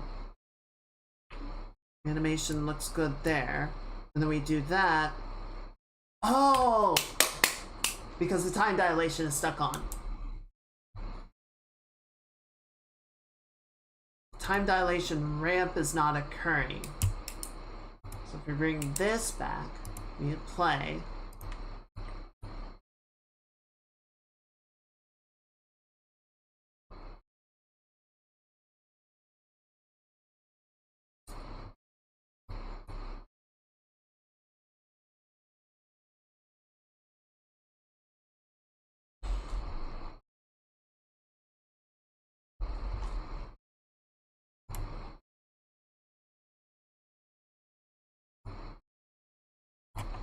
Okay, so let's bypass that and see if this works as intended.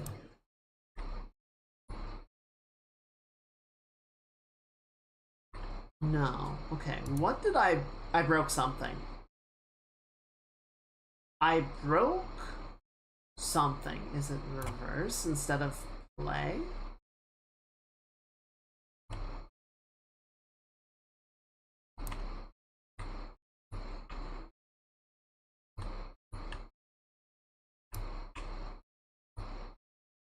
Yes, it was reverse instead of play. I had it backwards. All right, so we're going to plug this in, and then you are going to go into here. And now, this should work as intended.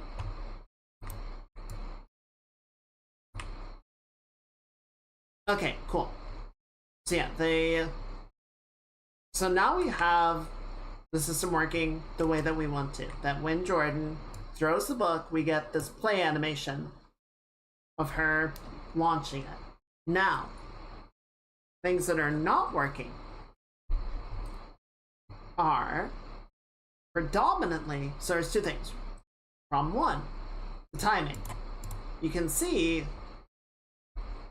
the book is already like well on its way by the time she puts her hands forward. So that's not syncing up. That might just be a thing that we need to adjust the timing of when the book propels to give us a little bit of time to move the animation into position. Problem number two is she plants her feet but is still able to slide around because we're not arresting the player's movement while that part of the animation is occurring. Problem number three is that the character mesh is offsetting from the actual player object, which creates a weird discrepancy. And you can see she kind of like spins around, she orbits around the center of the animation, or the center of the character. So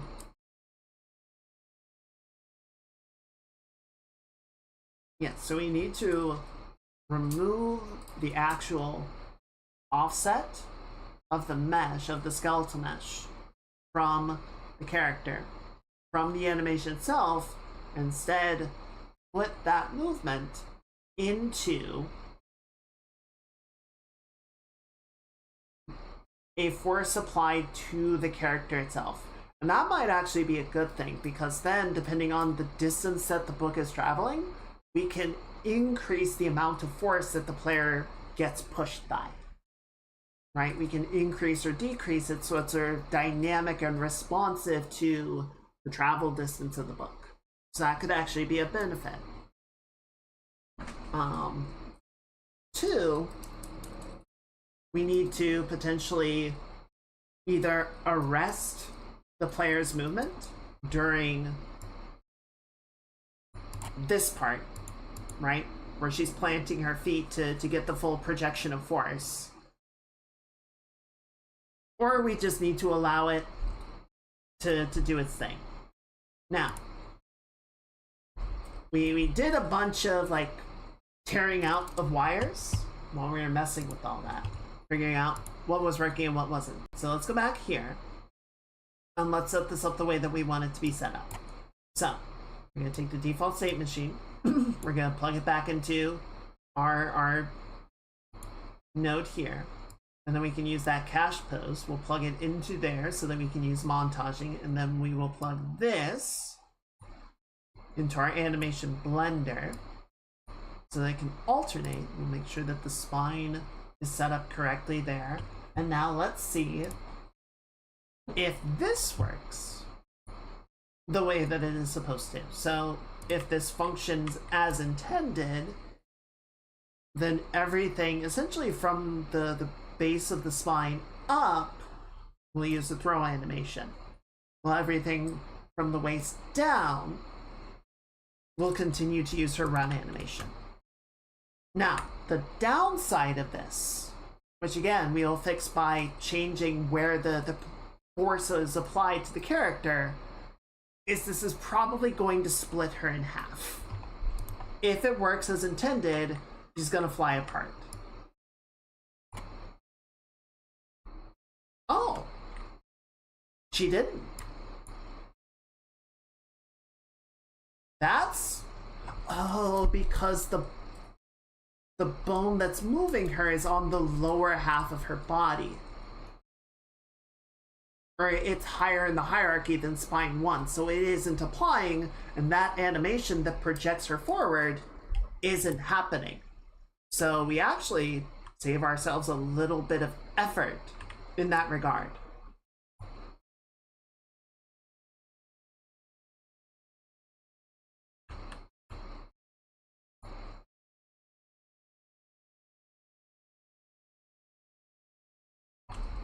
I'm not gonna lie, chat, I kind of like it. I kind of like what we have already. Here, let's get the animation sequence out of the level just because we keep bumping into her.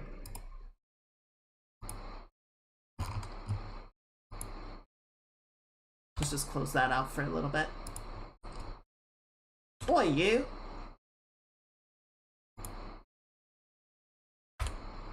Thank you. Boy! Why do you keep coming back? Oh, I think I need to get rid of it here. There we go. That should do it. There we go. Alright, Leo. Appreciate you coming in with the raid. Appreciate you checking it out. I hope you have a really good day at school. Everyone wish him well. I hope you have a good weekend ahead. But yeah, definitely feel free to check out Unreal. It's definitely really deep. It's one of those things that you're just gonna have to chew through a little bit at a time. But I hope you dig into it and have a good time. It can be a lot of fun. It can be a huge headache, but it can be fun.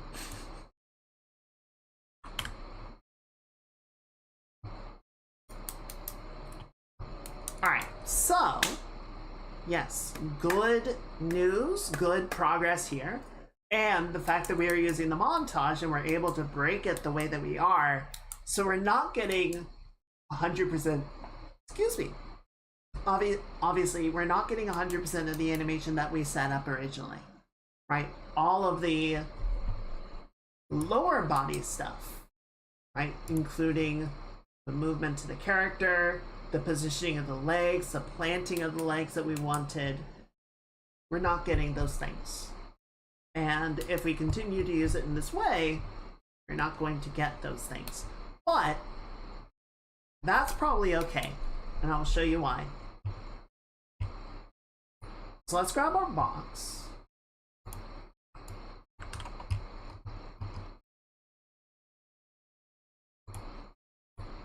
We're going to set it at 0, and then I'm gonna... Oh, that's cool. Should be able to just drag a duplicate out of here.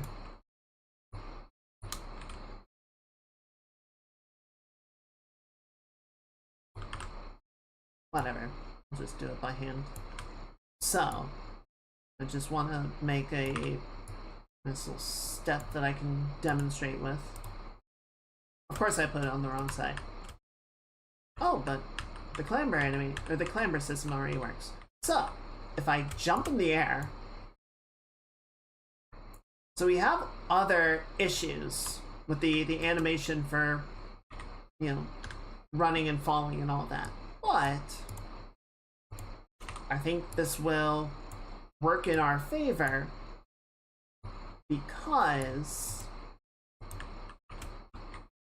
what this will let us do is we won't need to set up as careful of an animation system for when she throws the book in midair, right?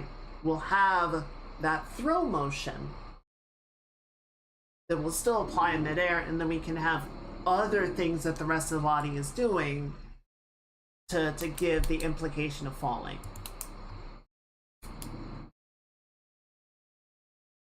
So, let's work on the force application. and see how that looks. And then if we're feeling pretty good about it, I'm gonna pour some tea real quick. If we're feeling good about how it's looking from the force animation, then we can sort of decide how to sort of split things up from there, right?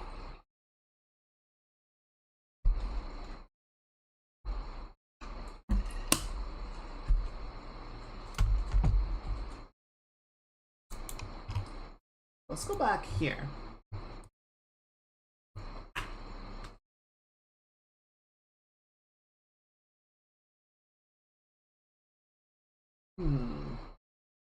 Call when the montage starts blending out and is not interrupted.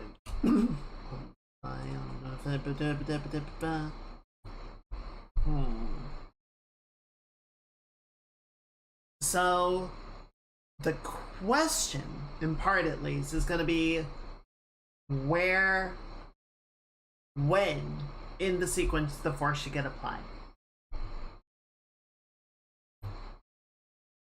We're going to try putting it here.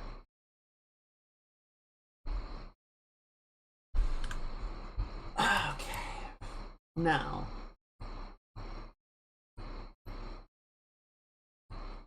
we're going to use launch. I think launch will do what we want. We're going to launch the character.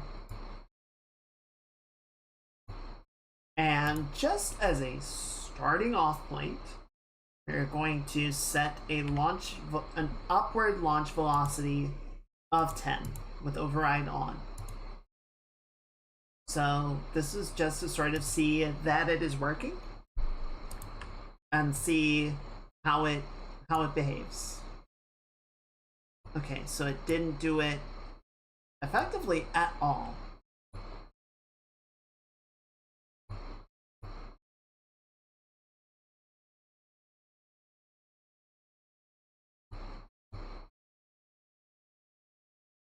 I didn't do it at all. Alright, let's try increasing the velocity. Yes, so 10 is not going to do anything. So let's try 1,000.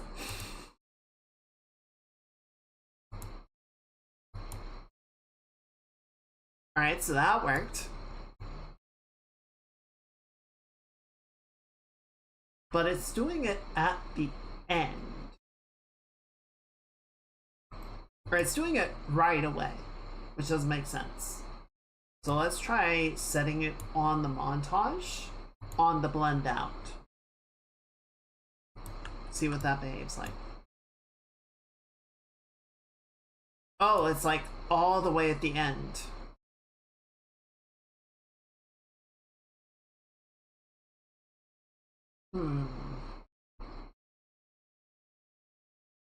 Okay.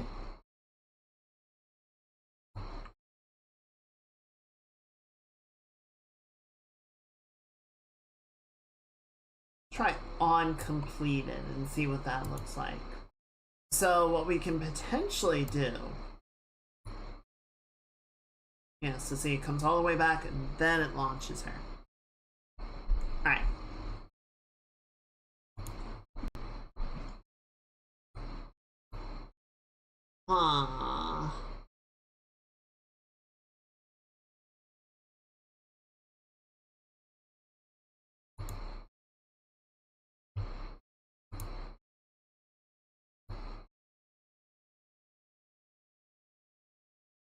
So if we set this to say like, okay, so here's what we're gonna try. Here's what we're gonna try and do.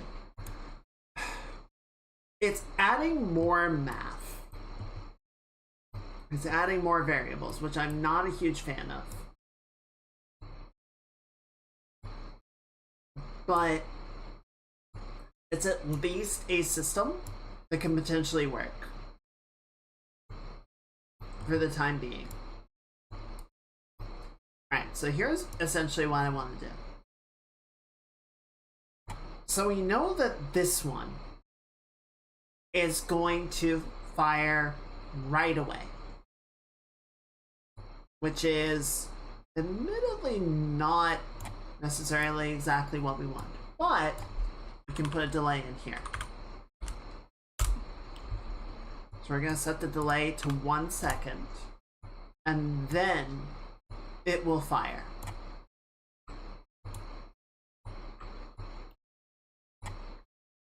Let's try that.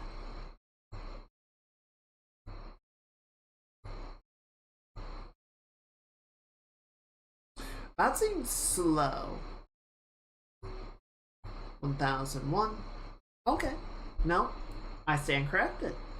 It was in fact 1 second. It is I who am slow. Okay, so we're gonna stop that. Let's set it then to 0.5.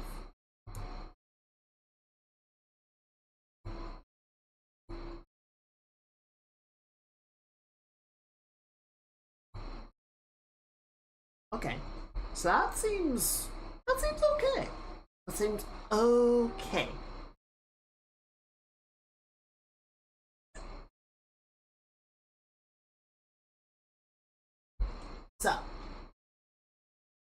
So here's basically what I want to do. Here's what I'm thinking. Here's what I'm imagining.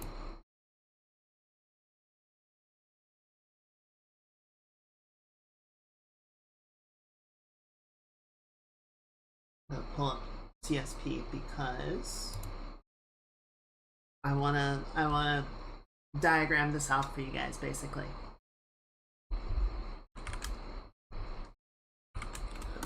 Okay, so step 1. So we have right now we have the velocity, right? And the velocity is just 1,000 units of force straight up, z-axis. And we have the time of the pull, which is just 0.5 seconds. So every time the player throws the book, it is going to launch her with a force of 1,000 straight up after half a second. So we want to convert both of these into variables. This one should be dependent. What is there a symbol for like dependency or parenting? I don't know. Anyway.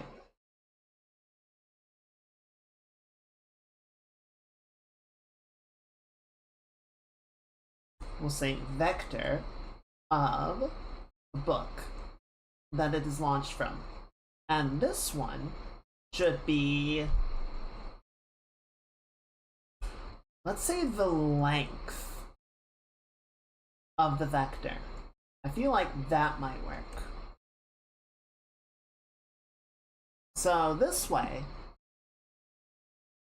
when the player throws the book harder, it is then going to pull Jordan more as it trails after her, or as it flies away, right? And the longer the throw is, the more delayed it will be, right? If it's a short throw, it'll just be a quick little hop with not a lot of force, and it resolves very quickly. When it's a long throw, it'll trail for a second, and then it will yank her into the air. If she throws it way up, it will launch her higher. If she throws it way forward, it will drag her forward.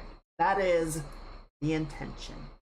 We will see if we can get that to work. And I think we're going to need 2 variables for that.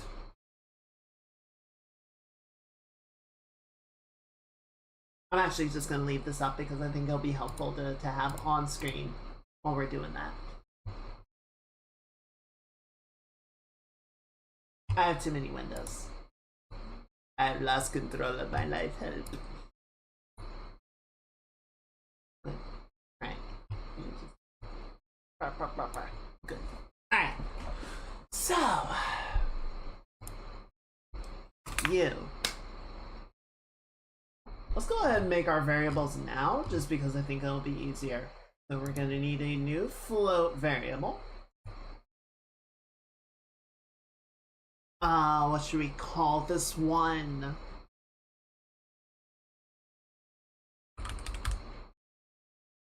So we're going to call it book launch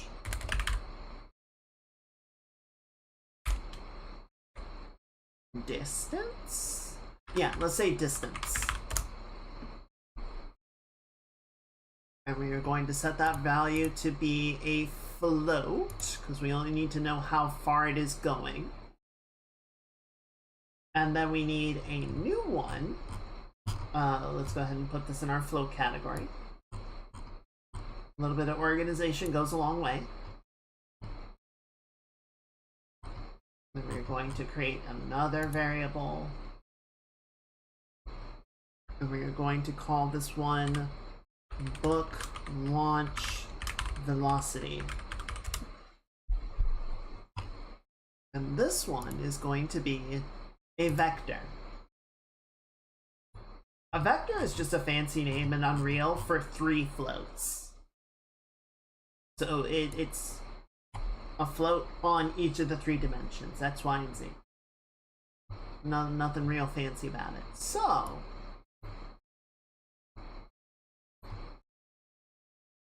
let's see.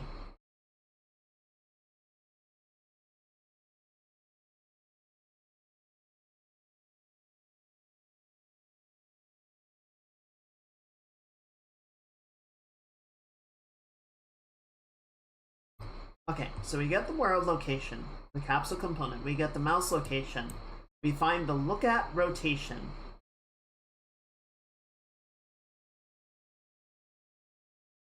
Where are you getting the velocity from that? Because that throws the book.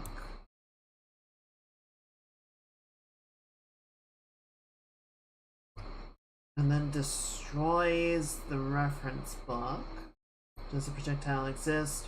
Rotate and scale the arrow, climb the ledge, climb launch. Also, I'm just gonna really quickly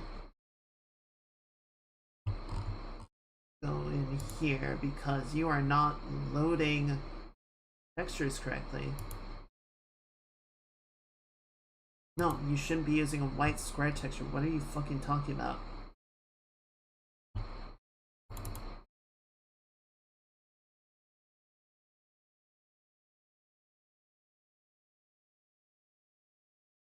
I'm sorry?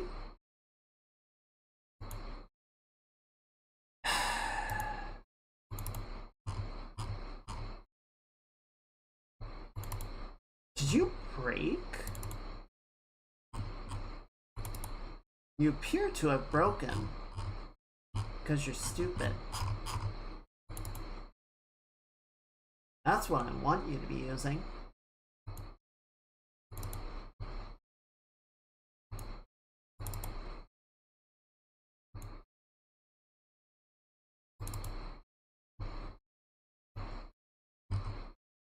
Okay, but you're not doing that. Why aren't you doing that?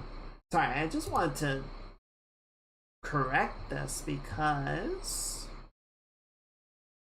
masked one-sided. It is not. There we go. Okay, so now it's fixed. It's not using the right colors, but at least it's working. Okay. Deal with that later. Anyway. Rotate and scale arrow, rotate actor.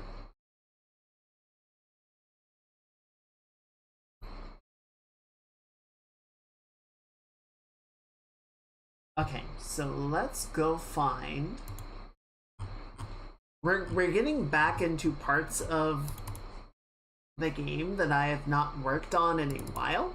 So I'm having to remember how I set these things up.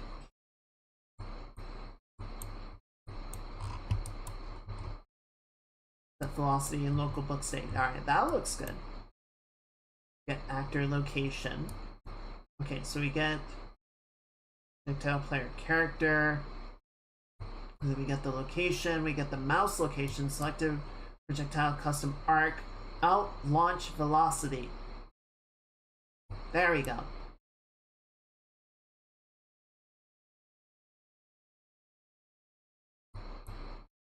Just gonna go ahead and get rid of these because I don't need them right now. Okay. So, right in here.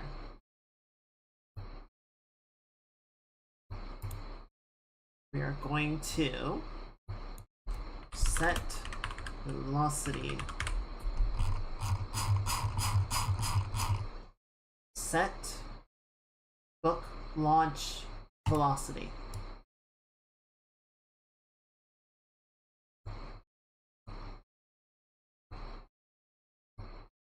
As this value. Double click that. So you get the little reroute node. Very handy for organization.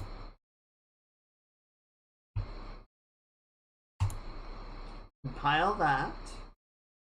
And then we go back over here. And we want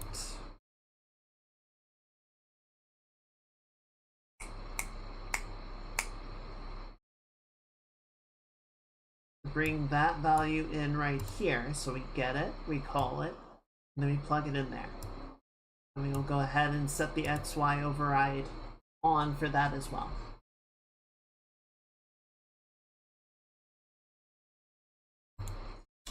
Now, back over here, we're not actually using this node. I think I was using it at one point, but ended up not using it, not calling it.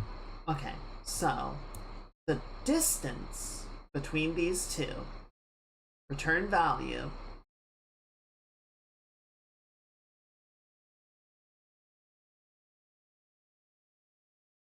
so we were using it as part of this node or part of this calculation, but we're not doing that anymore. But we still want this because we want the length, distance between 2 points, aka the length. So we're gonna take this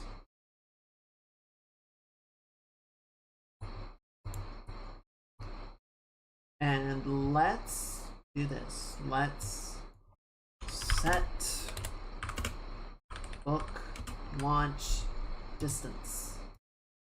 We'll just plug this in right here.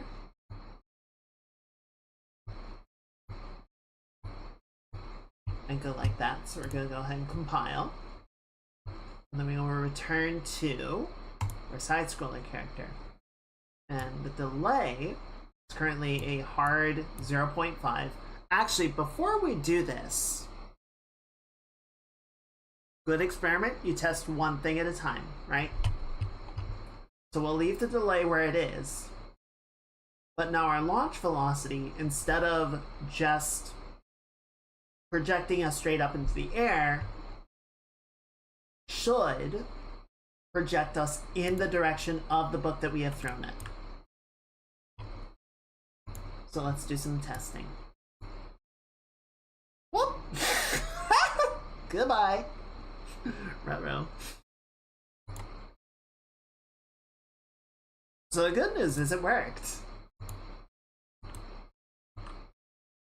So if we go straight up, it throws us straight up. If we throw it at the ground, it throws us at the ground. We can use it to vault over objects, which, I'm gonna be honest, is kind of a kick-ass mechanic. It was not my intention, but now that it's there, I kinda want to leave it.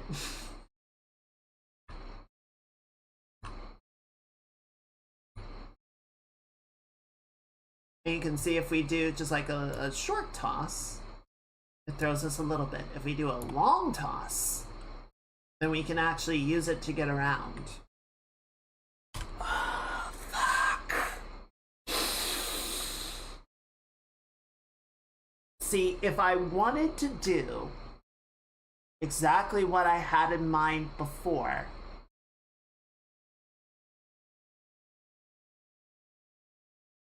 we would take the velocity and we would divide it to like 10%. right? Because doing that, like, let me just show you what I have in mind, or what that would do, right?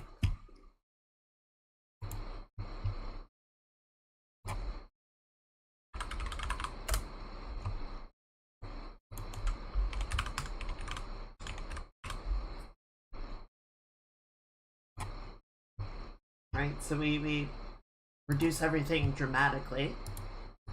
So that way, even if you launch yourself by a high value, it's still, I divided by a fraction.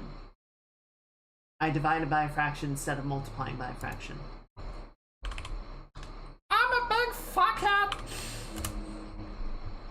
Divide by 10. There we go.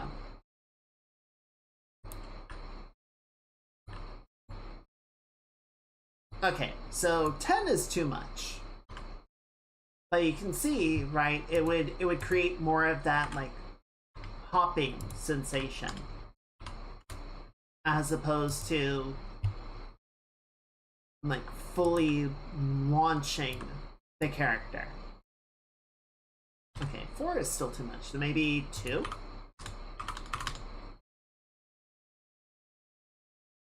At least divide by 0. I almost did.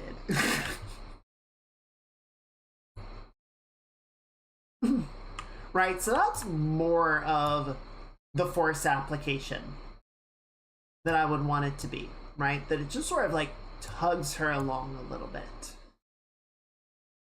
And when it's really small, it basically doesn't do anything.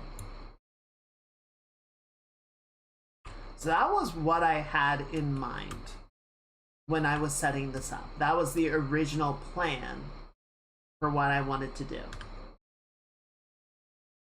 I'm actually gonna replace the division. I want to replace the division for a specific reason.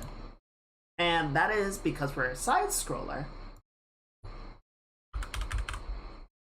I want to take the X value and multiply it by 0. Like, the incoming value is already 0, but just as a safety precaution, I want to multiply it by 0. And then we'll just do that. But, catch. Like, this is fine, right? This gets us the original intention, right? We get that little throw animation, we get that little hop, and it's like, okay, cool.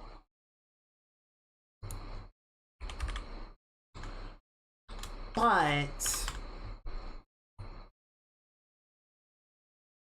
the ability to actually, like, use the book to navigate around the space, right? Like, to jump off and then use it to, like, relaunch yourself or redirect yourself is kind of sick. It's kind of really cool.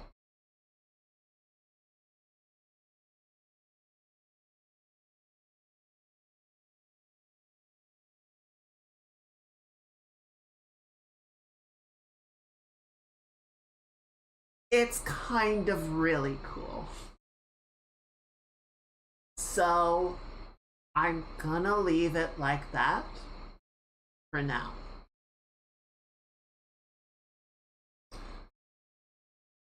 We're gonna have to think about it once we get more into the level design of things, how we want to use it. And it might be one of those things that initially you can't do, and it becomes a power-up partway through the game, right? That might be something that Jordan sort of learns how to balance herself with the book, and rather than just sort of getting tugged willy-nilly, you know, every time she uses it, she can actually, like, understand how the weight of the book is going to interact with her and use it intentionally. So it might be sort of like a Metroid thing. This isn't a Metroidvania, right? It's not going to have open world elements or anything, but there are going to be sort of additional powers that she unlocks level to level. So that could be one of them.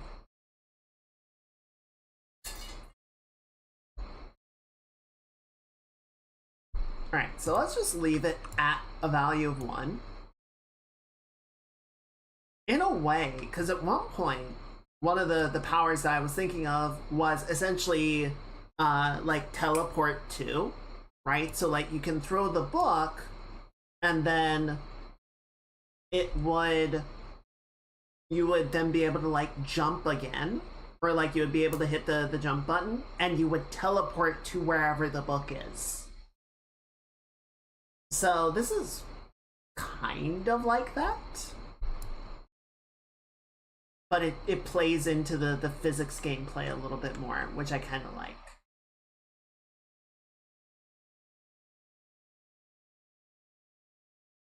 Alright, so let's leave that as it is. That's a fun little found thing that I wasn't planning to do, but here we are. So I'll take that. I'll take that all the way to the bank and pretend that it was a plan. Alright, so going back into our graph, we have one more thing. So we tested out that our velocity system is working, but now we need launch distance. So keep in mind, our hard-coded duration is 0.5. You won't be able to see it because it's behind my big dumb head, but I'm going to do a print string in here. I'm going to plug that in there, and we're going to plug it into the print string so I can see what the actual value that is going into this delay is, because I guarantee you it is going to be more than 0.5.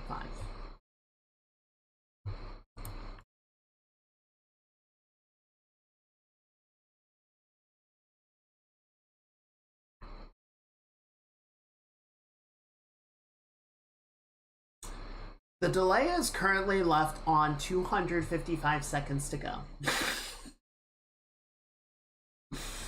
So that's not gonna work. Okay, so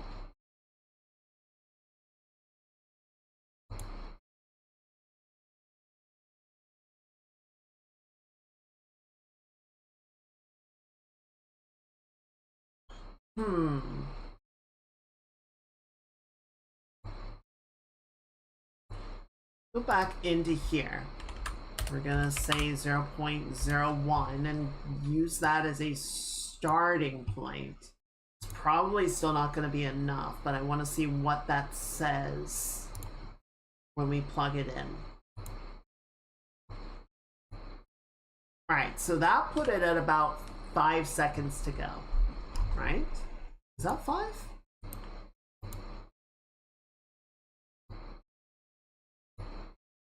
Yeah, about 4 seconds there. Yeet. About 6 seconds there.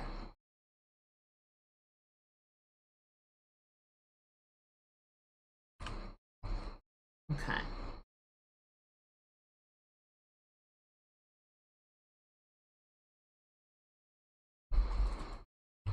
So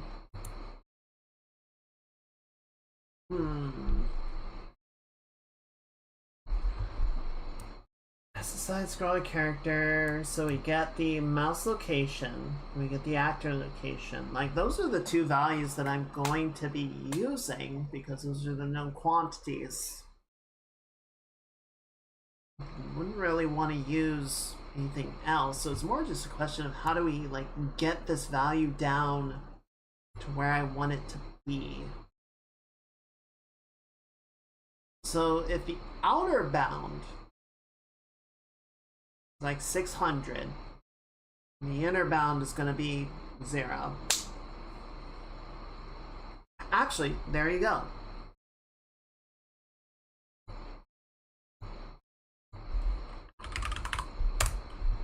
Divide the value by 600. And then set the distance to that.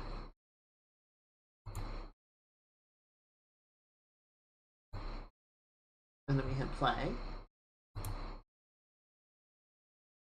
So if this works as intended, maximum delay should be about a second. Yes. And then the minimum delay would be 0.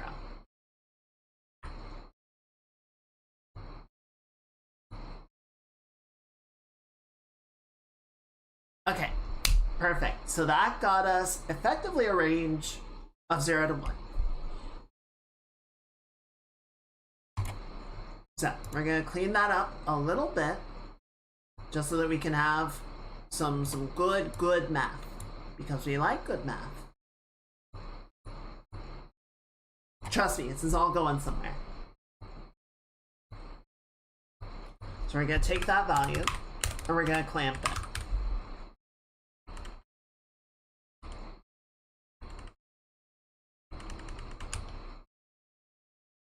There you go, clamp float.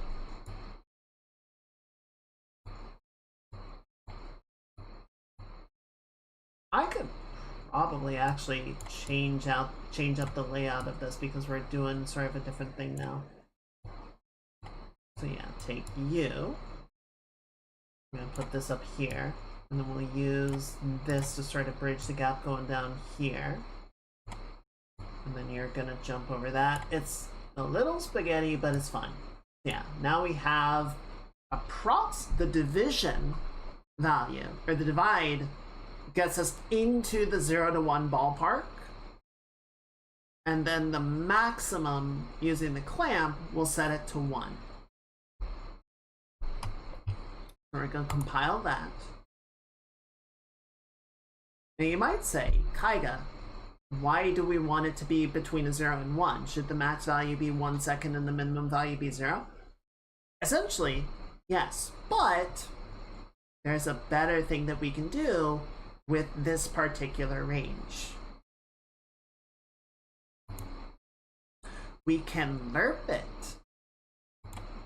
Let's go ahead and get rid of the print string. We know we're working in the range that we need, so we don't need to see that value anymore. So we're going to get the book launch distance, and then we are going to lerp between two values. And we're going to use this distance as the alpha. So for those of you that are not familiar, a lerp, I don't know why it's called a lerp. Let's see if there's a reason. Oh, I think it's linear interpolation. Yes, linear interpolation.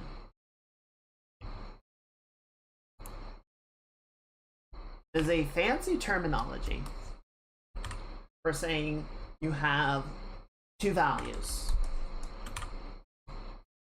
with a range in between them, right?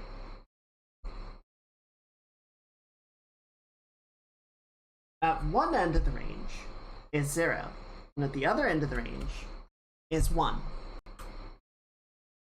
So if you were to, let's say, actually I can do this with beautiful color demonstration.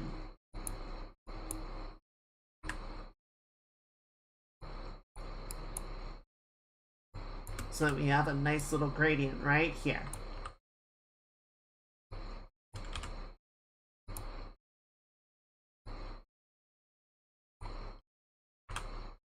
Alright, so now you have a nice little green to red going on, right?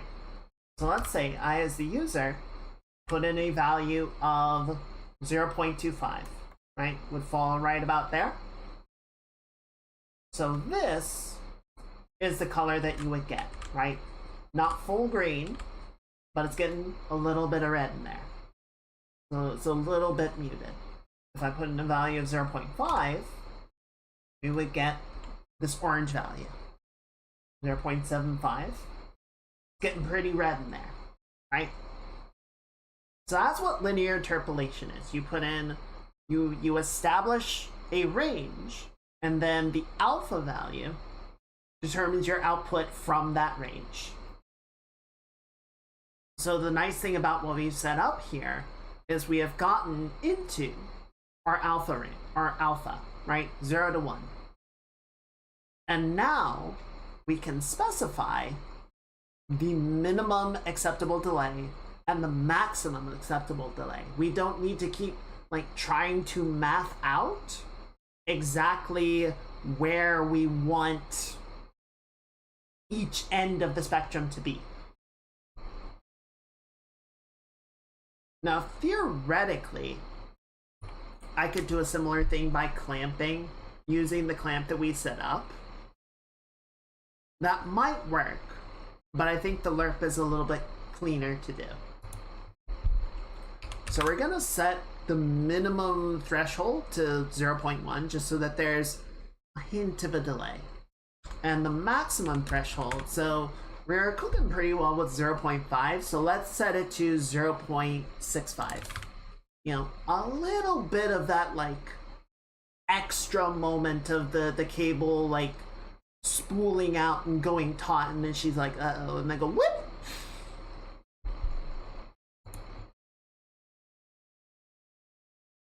Let's see how that feels.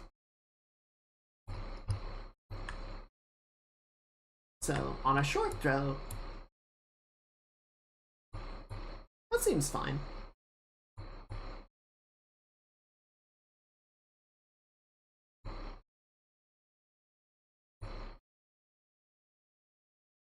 Okay.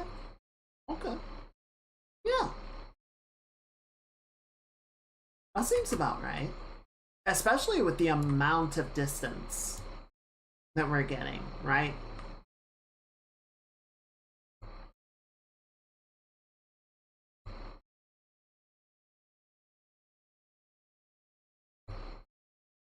Now, the one thing that we will need to be a little bit careful of is the book reset, I think, was making sense at a time.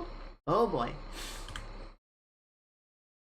We might need to set a max value for the velocity in cases like that. We don't want the character being able to yeet themselves across half the map.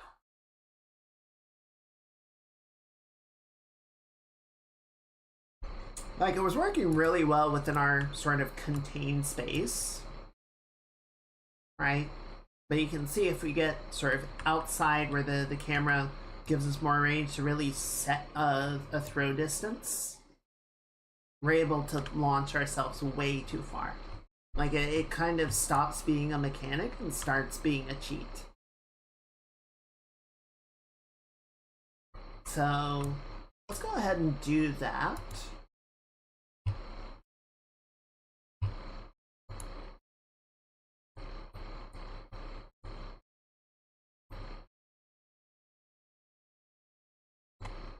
We're getting way off kilter from our original plan of messing with the animations, but this is interesting.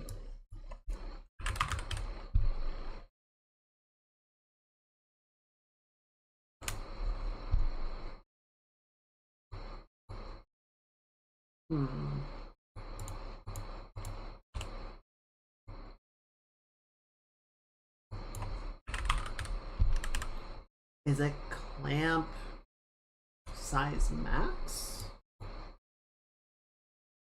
Create a copy of the vector with maximum magnitude, size, length compared to max clamp to max size. All right.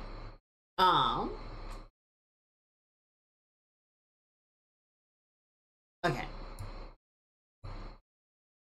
Well, I think what we need to do is just see what values we're getting in those extreme settings or extreme cases.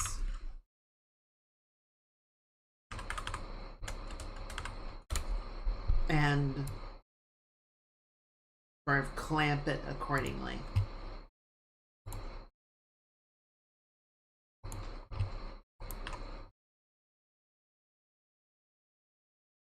So yeah, we need to get out here so we can get the extreme cases, and that sets it to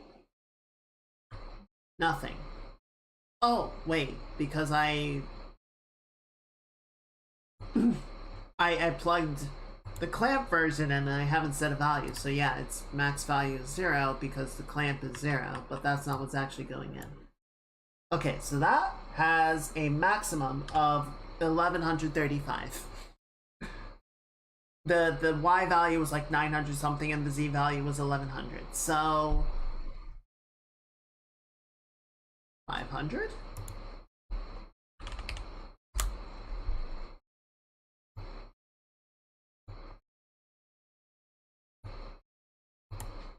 See what that plays like.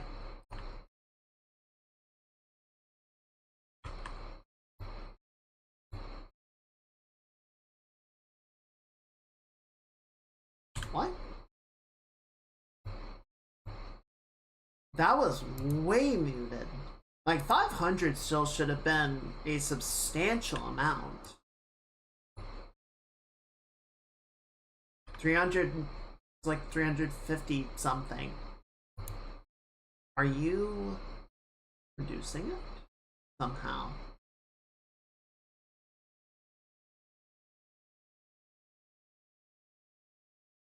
Okay. Let's put the print string over here, just because I want to make sure that the value that we're getting out is actually what it says it should be.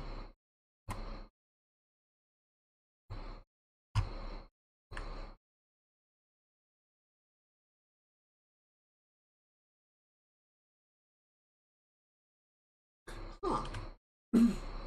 Yeah, the value is correct. It's just so weak. I mean, if I plug it up to 1,000, was it? Oh, it might have been a lot higher. I might have like missed a decimal or something. Okay, yeah, so that was like 700 and 600.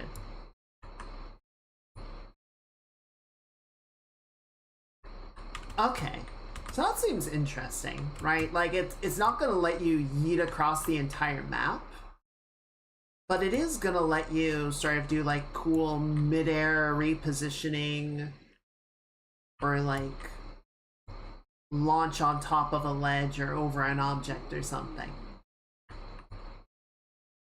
So we can fine-tune it, certainly, and then, you know, we can also like turn it into a variable, so we could potentially have it be different per level, or we can have like certain conditions where it's more or less powerful, etc., etc. Okay. Yeah. I dig it. I think this is looking really cool, actually.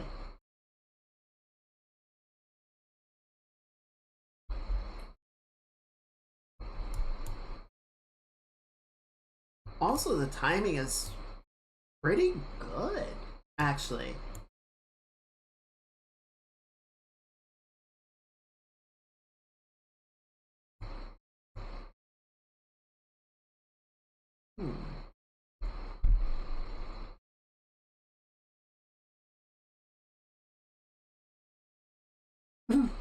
I want to try something really quickly.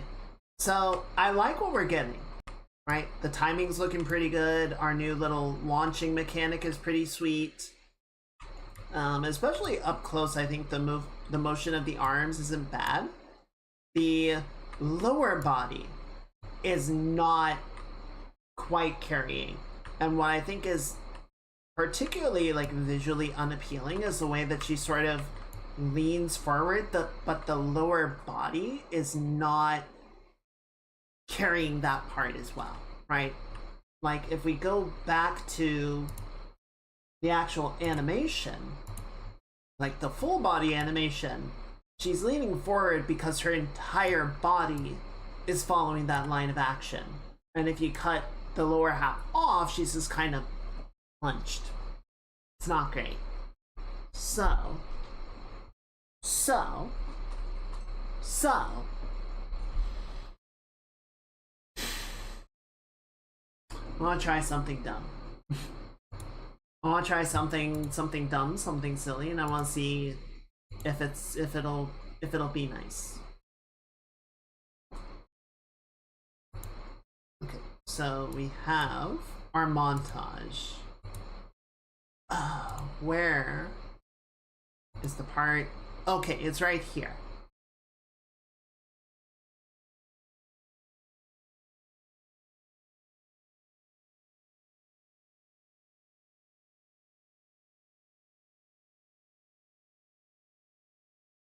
Blend depth. What is blend depth?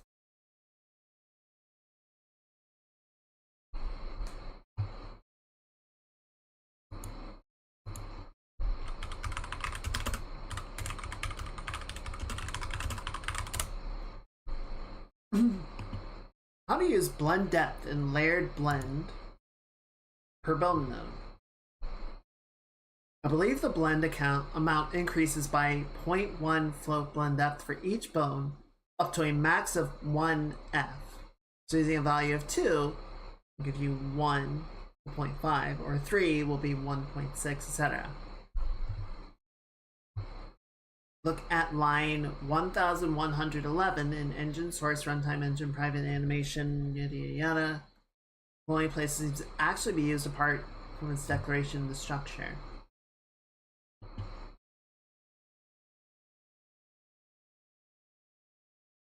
The depth is for how the blend strength is distributed, so you can use -1 to disable a bone and its children.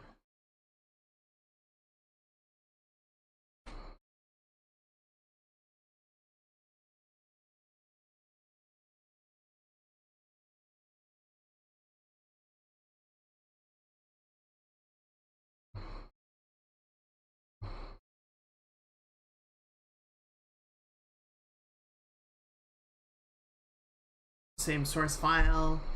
Appears to be a scaling factor when not 0, saying increase weight per depth to 1 divided by blend depth when blend does not equal 0, or to 1 when blend depth is equal to 0. Then looping over a number of bones. This seems to distribute the blend over the number of bones you specify. A little bit of necromancy here. Explains the node in detail. Just watch the video. But it's actually even more useful now knowing that the depth is for the bone structure, so setting it to pelvis, like it says in depth to 4, will blend down the bone hierarchy to spine 1, 2, 3. Be 100% already, and setting a bone to -1 like he does in the video will tell that bone to ignore it. Oh. Okay. Interesting.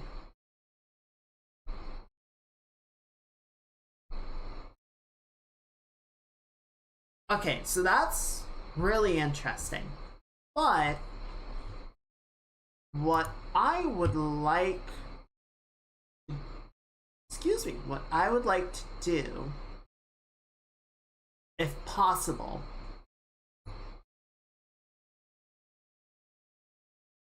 starting position 0, starting section none, should stop all montages. I don't think there is a way specifically that I can do this. But what I would really like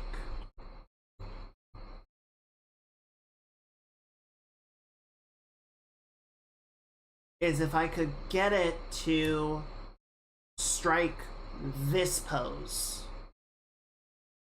Right? Doesn't need the lead in. Doesn't need the lead out. But if I could just get it to like hit this for a second and then carry through with the other animation, I feel like that would make it feel much better.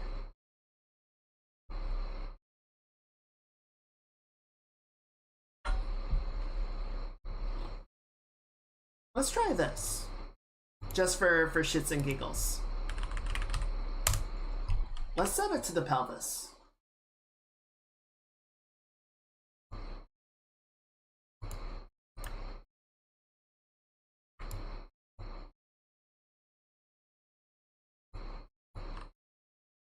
Whoop!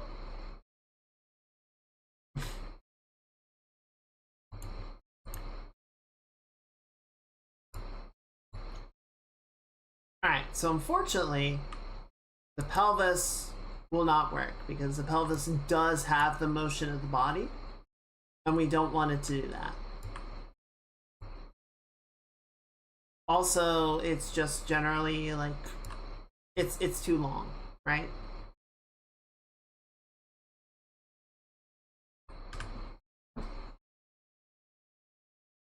So you can't use the pelvis. We're gonna set it back to spine 01. That's fine. It was worth testing. But yeah, unfortunately, I don't know that there's a way that we can sort of reuse part of the motion specifically the way that we want to.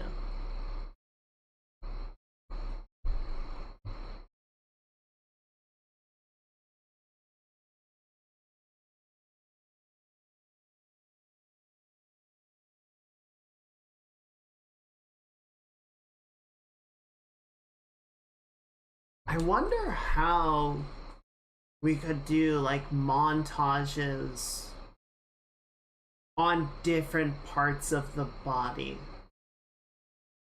Because nothing in the way that the animation blueprints node is set up is specifying, hey, I want you to only do, or I want you to use this animation montage using this layering or this blending.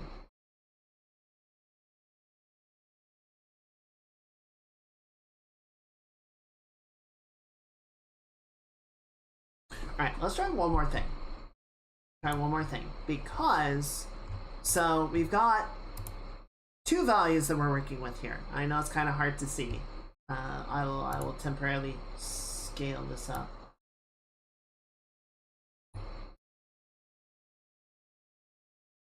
It's not working. So we've got the thing that we were just looking at, the blend depth, which essentially is sort of saying, oh, I still don't fully get it, but essentially is sort of saying, like, here is the number of bones down the hierarchy that the blend will occur. But then we have the blend weights, which is currently set to 1. Now, my suspicion is that this behaves like a lerp.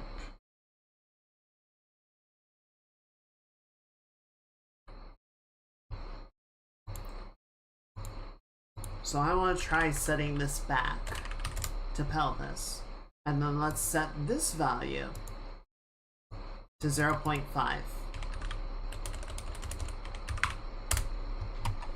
And see what that does to our animation.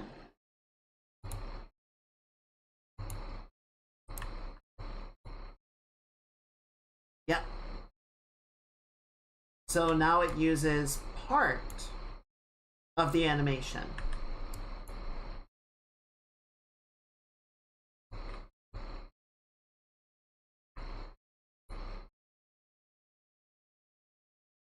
But not all of it.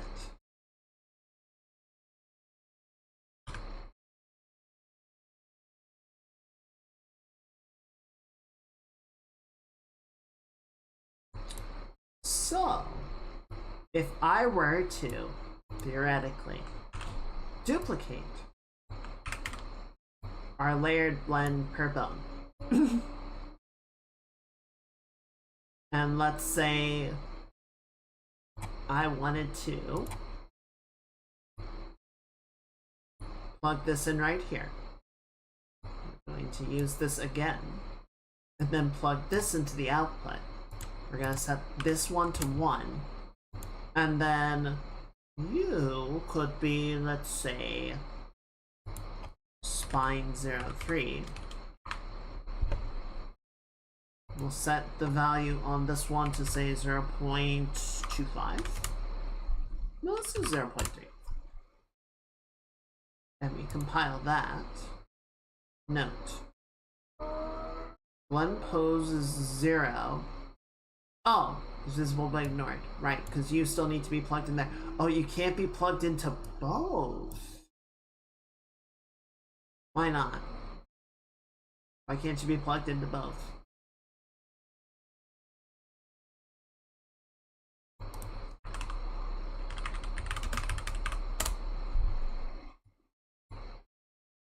Interesting.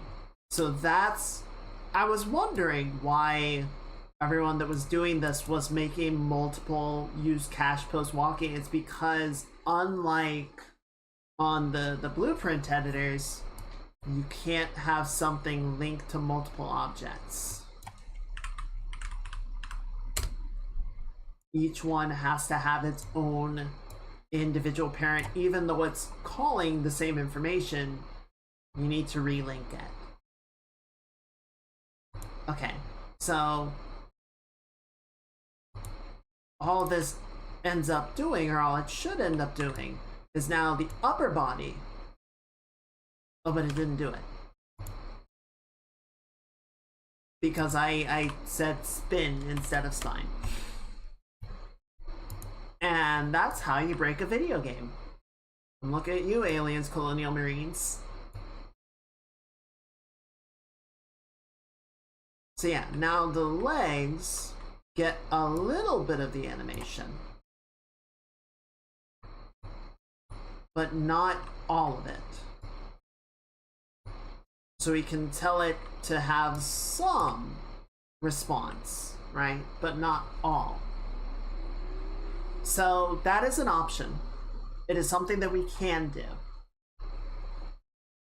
It's not perfect because we still have the offset of the character when we do that, and that's just not gonna work. That's not gonna fly, period. But, you know, we can use that to say, okay, well, I want you to do some response in the lower body to allow the player, or, you know, allow the character to respond to the animation, right? As opposed to it being exclusively the movement of the upper body, and then where we're just kind of stuck with the lower body flailing around or doing like generic run animations and not able to be more dynamic. So that works. And I think what we can do, all right, let's pause the game.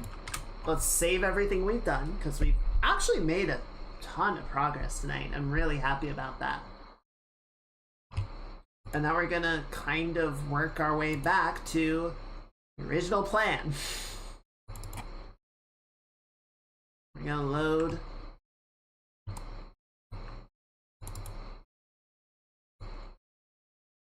this up. No. Mother.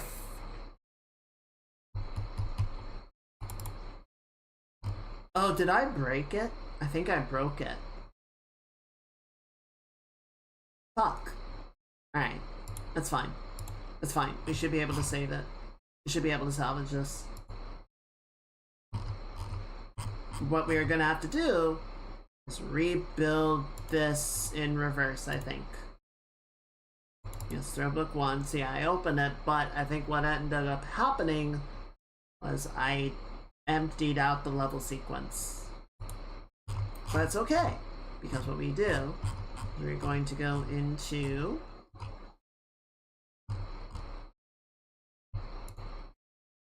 I gotta remember where the fucking thing for Jordan's model is. Oh, I'm one too deep. There you go.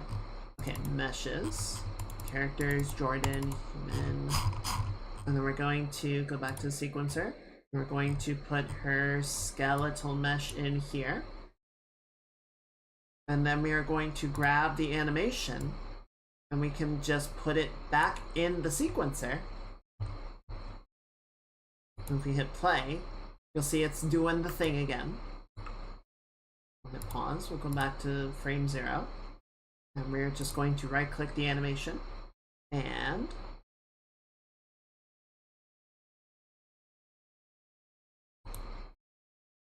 or no.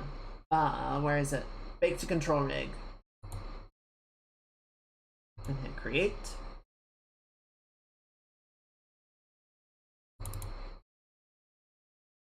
And unfortunately, the downside of this is that it is now baked every individual frame.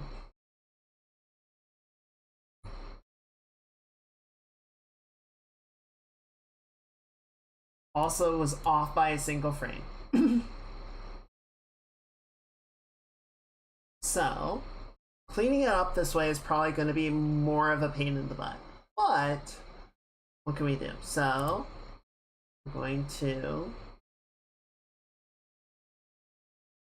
control rig. We're going to reduce the number of keys. Sample rate 24 FPS because that's what we originally set it at.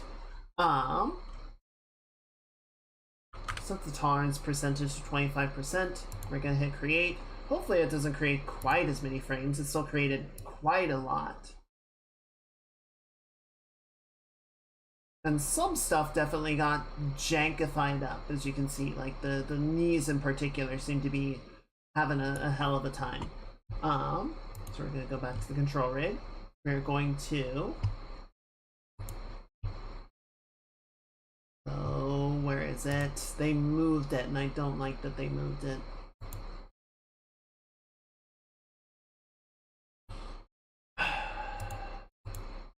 Where did they move it? Son of a bee sting.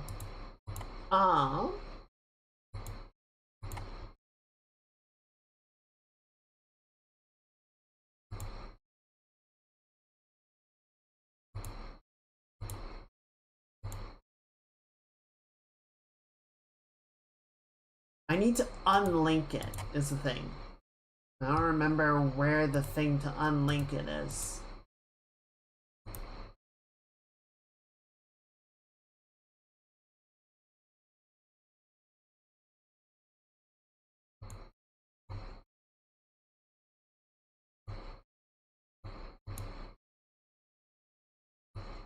Hide unrelated, bulk edit. Release mode, editor view, forward solve, auto compile. Where is the unlink button? Why did you move it?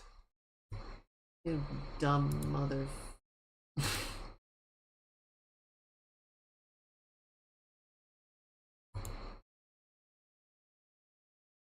I don't understand tech's obsession with changing things.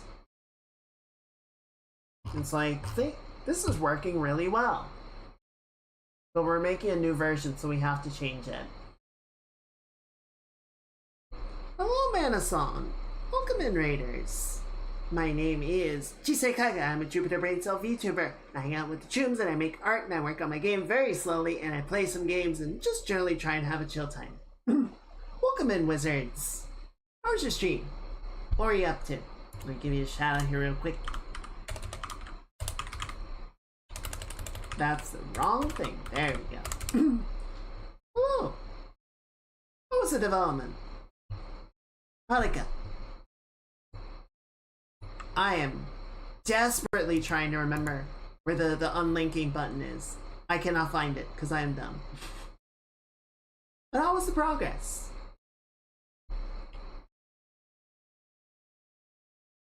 Tried some multi-threading, then added pushing characters around. Nice. I wouldn't even know where to start with that.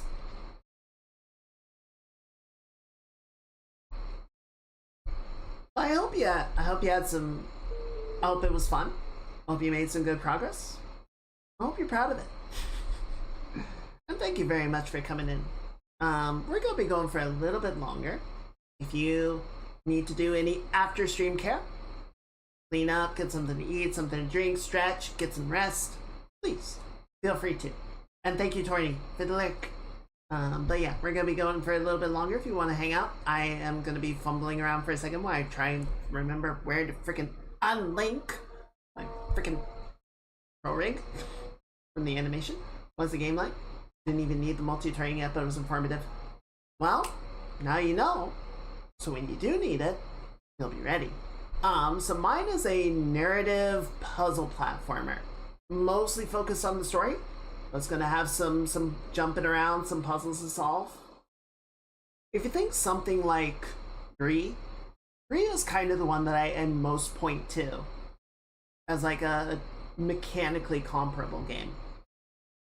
Some light puzzle solving, a lot of like atmosphere, a lot of mood, a lot of story. Yeah, Gree is... I love Gree. They also released a game more recently called Neva. I believe it's a French indie studio, but they're very good. And yes, the spelling is exactly like that. I would look it up if you get the chance.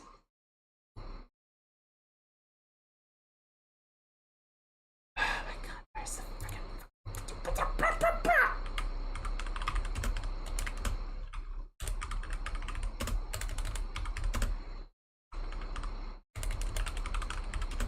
I gotta look it up. I cannot find this.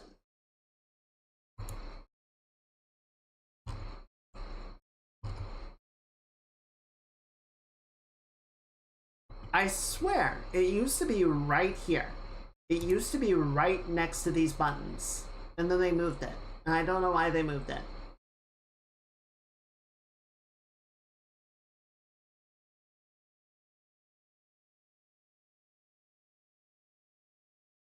Oh yeah, Journey.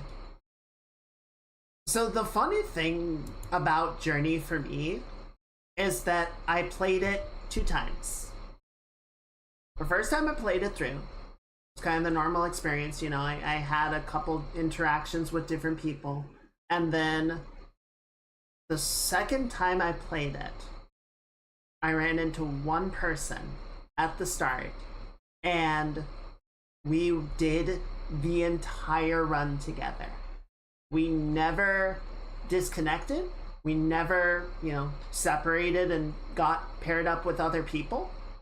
If we lost track of each other, if we couldn't find each other, we just sat down and did the little ping command until one of us could kind of figure out where the other one is, and then we would run over and we would jump up and down and keep going. And so we got through the entire playthrough together. And like we got to the end and we just like walked into the end of the game like singing back and forth at each other. It was like it was an incredibly intimate interaction with a person that I have never met. And I just kind of sat there like I had the purest experience that this game could possibly give me. I'm done with it. I love that game though. I love that game company, and then Giant Squid. There's a bunch of people, you know, that came from them. I love Giant Squid's work. Sword of the Sea is phenomenal. It was one of my favorite games last year.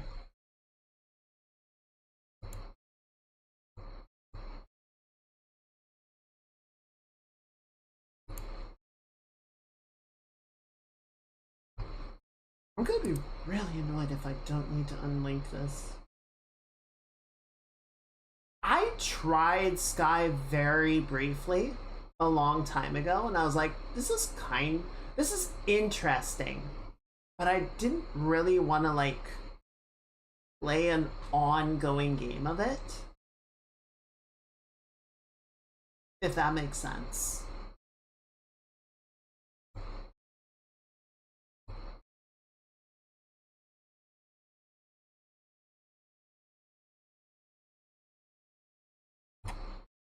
Okay. So I think what we need to do here, it basically is. I don't think it's like massively multiplayer, but it is, yeah, it's like a service game. Which, now this is entirely speculation on my part, right? Obviously I was not there, I don't know.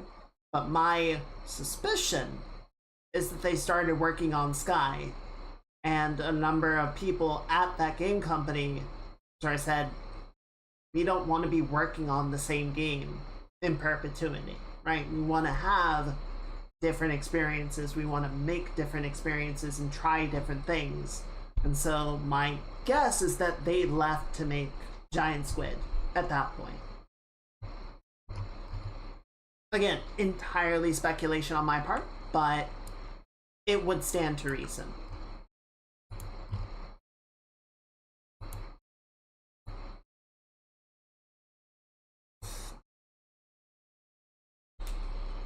Oh no, okay.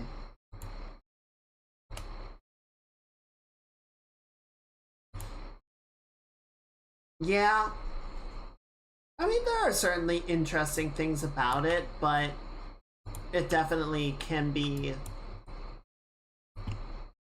You definitely sort of get shackled into a particular project, right? And for some people, I think that's fine. But for other people, yeah, you want to keep sort of bouncing around and trying new things. Okay, cool. We just need to set our frickin' IKFK the way that we want at the beginning, and then we should be fine.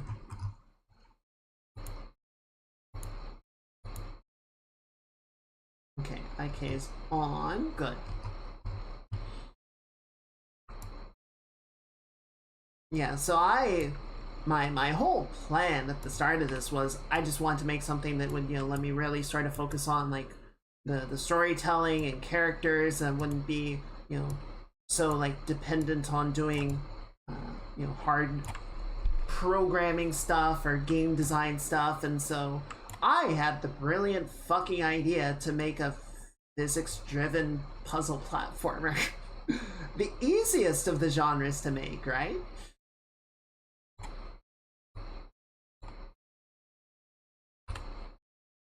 It seemed easier at the time. I was a sweet, innocent child. I did not know. I did not understand. Nothing is truly easy. True. That is the dirty secret of game development.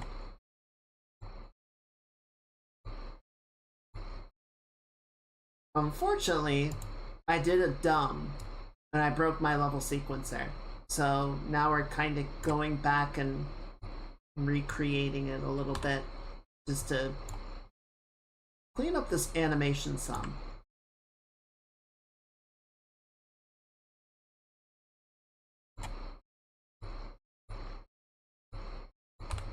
We sort of did a first pass of it, and it is working, but there's things that we need to do to make it work better. But yeah, that's part of why I like doing game development on stream, is just showing people how the sausage gets made. And showing people like, yeah, the things that you love, the things that are really cool. It takes a lot of effort. It takes a lot of effort from a lot of dedicated people.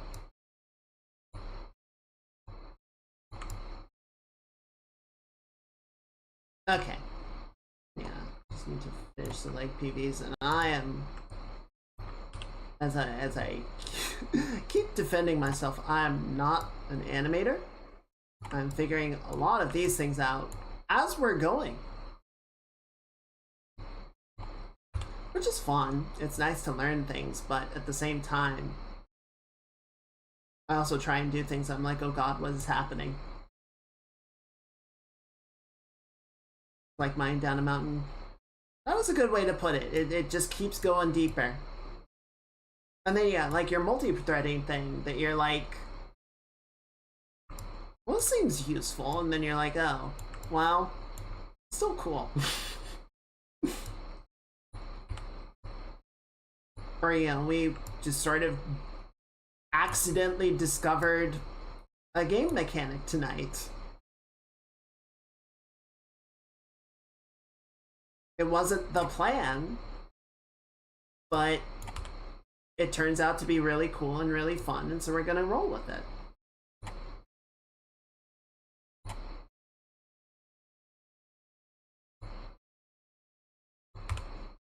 Just gonna remove some of these excess keyframes. Alright, that should be enough. Yeah, the foot's broken, but we're probably not really gonna use the foot. No, that's not true. We do want the feet to be animated still. Fuck. Thick.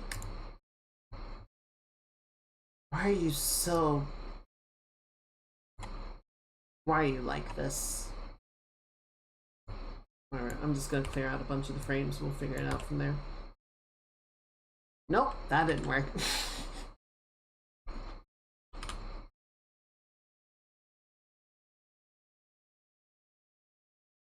Alright, I need you to go like that, and you to go like that. And then you... I'm just gonna stretch this out better so I can see more clearly what we're working with. Okay, so yeah, keep this one. Actually, no. We'll be back to 6.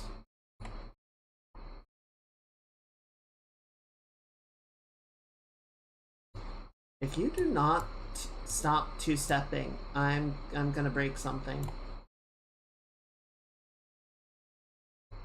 Yeah, what is your game about, Manasong? What sort of project are you working on?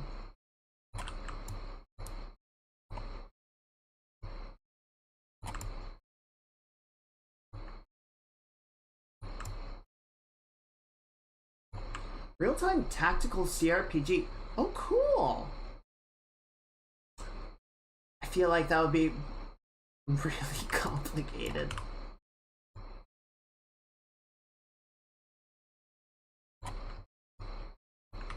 Okay, so here's where things are gonna start breaking. It is I'm the same. Well, okay, let me ask you this. Did you think it would be easy?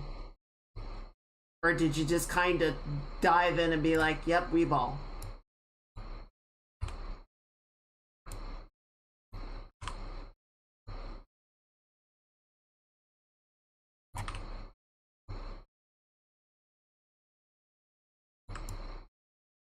I knew it was gonna take years. You know what? Fair enough. I respect that. I'm just like, this is what I want to do, and we're gonna do it.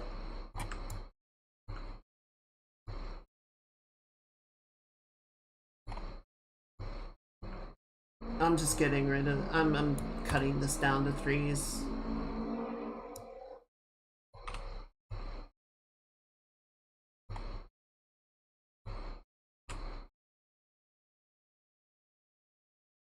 Just so we don't need to worry about editing so many frames.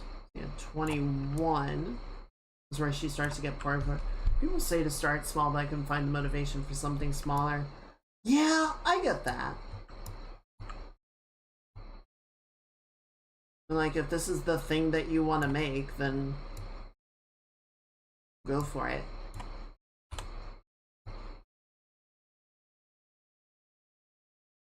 I think there's nothing wrong per se with like having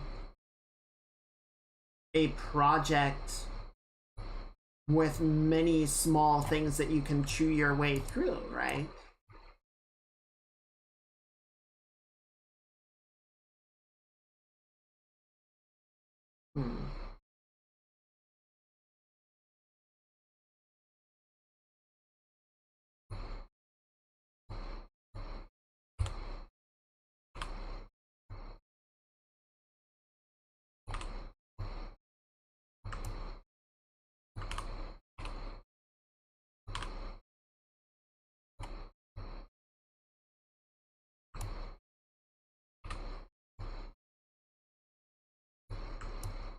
I suspect a lot of the reason that people say to start small is because it's, you know, that thing of like things always end up being bigger and more complicated than you expect.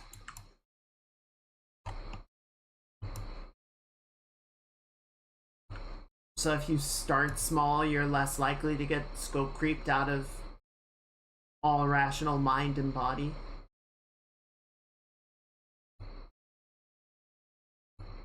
Okay, so yeah, I think this is where I need to course correct.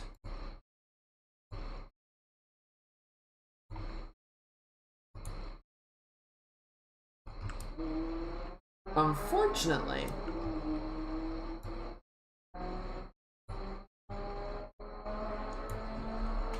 oh, we're gonna need to do a lot of correction here. I'm sorry if the noise is coming through.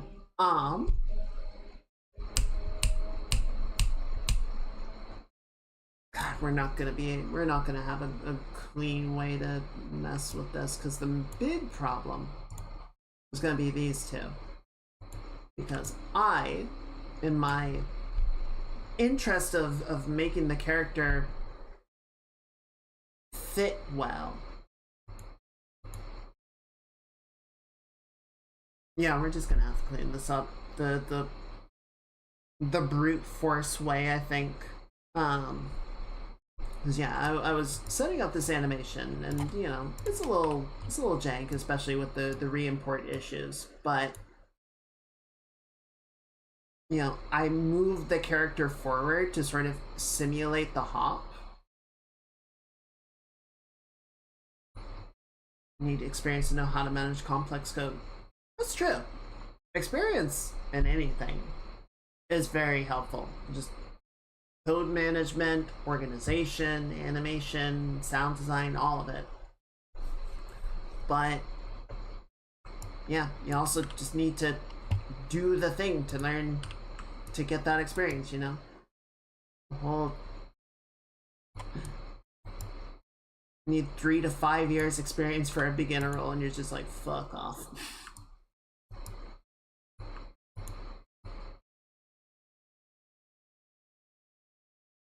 My favorite is the comic of, you know, a adorable little lamb is like, I'm an adorable lamb, and the interviewer is like, do you have 3 to 5 years of experience being a lamb? And he's like, no, I'm a lamb. I was literally born 2 days ago.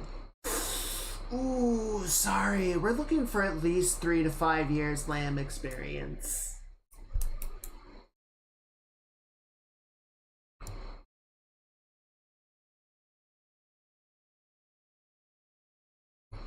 But yeah, unfortunately, I'm going to need to undo movement, which is going to break a lot of other dependencies. It's going to get really ugly.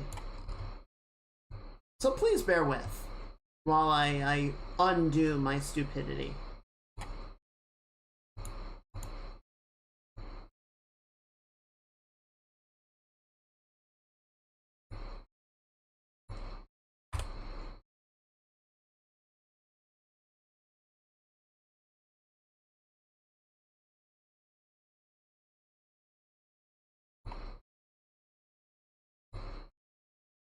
You shouldn't have any keyframes, you shouldn't be moving.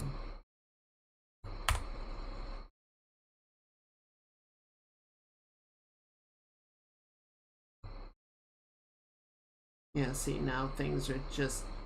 Oh god, what have I done? I'm a big full kid. Alright, well that doesn't have any movement on it, so we don't need to worry about that. And the chest control. I'm gonna take these guys and get rid of them, and we'll have to start to figure out where things go from there. So now the question is, what's still driving the character forward?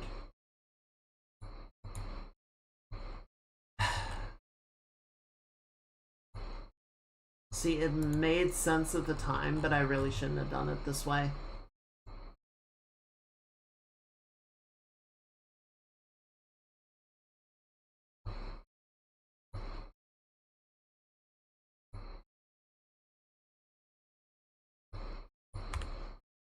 Oh, wait.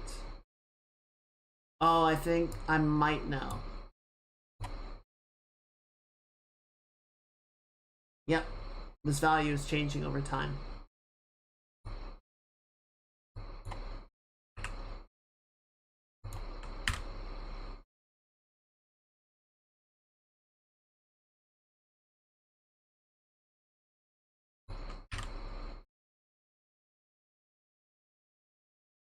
Okay.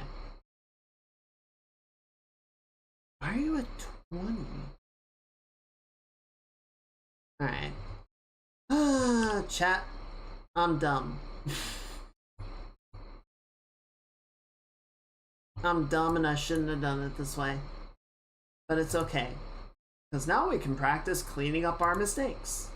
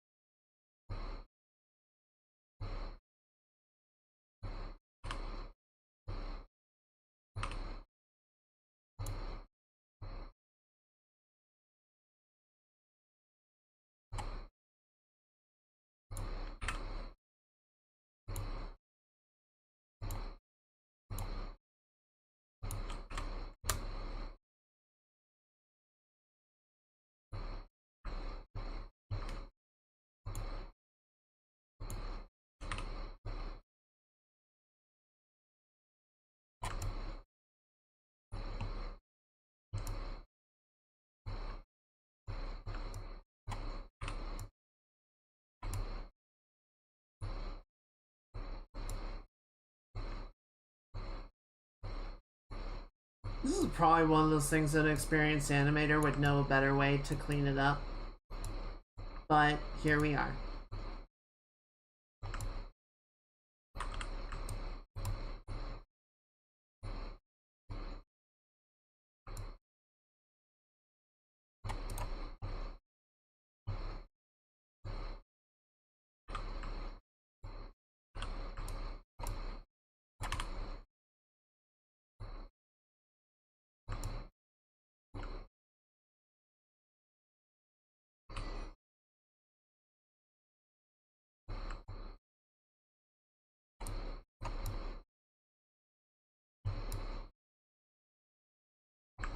Alright, so yeah, that is that. The problem is this, right?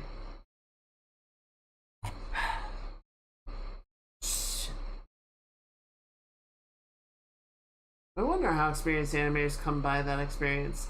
Probably by doing a lot of the dumb shit that I'm doing. I think the sort of saving grace is having someone that knows how to help them not do this in such a jank ass way.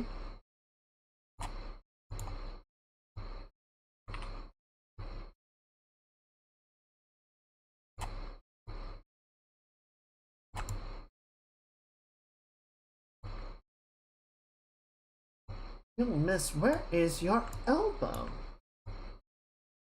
Where's your elbow control?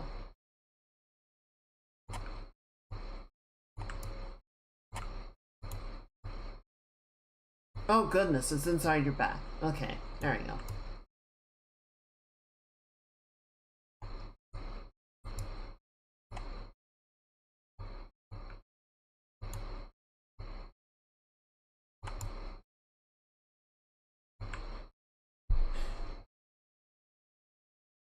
See, the annoying thing about the foot controls is I would really, like, it would be ideal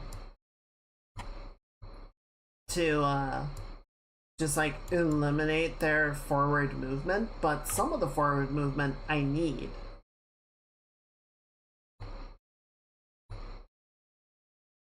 So, I'm noticing... Oh.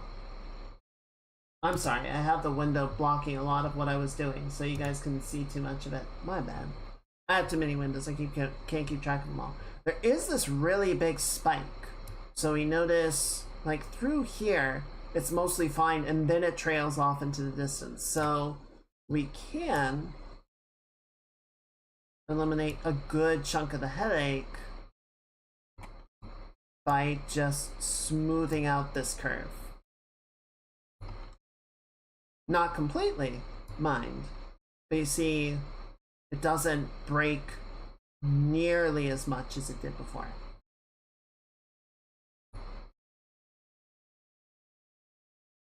So that'll at least get us a starting point. If we go in here, we go to Y, same deal. Not as many frames though, so definitely easier to fuck with.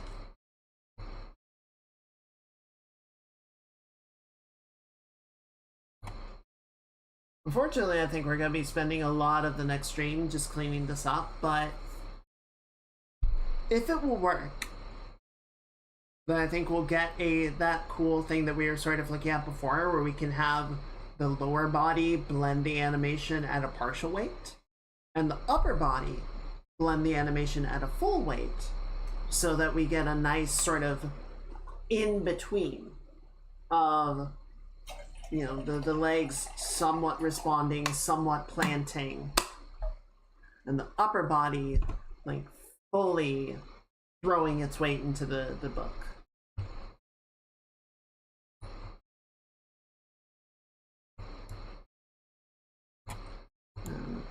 If I apologize to you guys for every time that we end up getting like sidetracked or, you know, horribly off course trying to resolve this shit, I think that's all we would do. And as we were saying, like, this is game development. It's messy. It's awkward.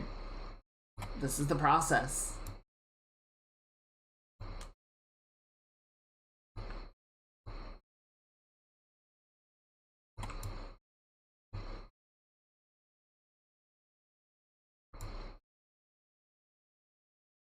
Does lead to interesting learning. It's true. And as we saw just tonight, sometimes the learning process can lead to cool things that we weren't expecting to do.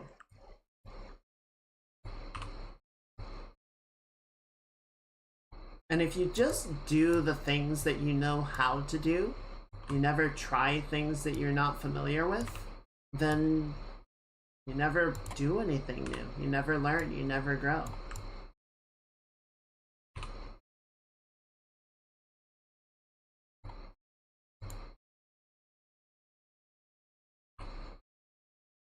Sometimes you just gotta be bold.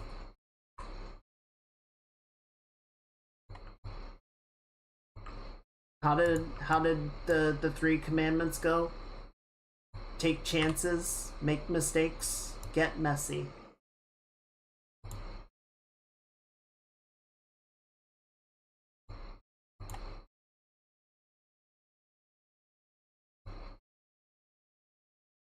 Now, what the fuck is going on here? There we go. Alright, cleaned up the spine. Got no more spine crunching. We'll see how long that lasts though.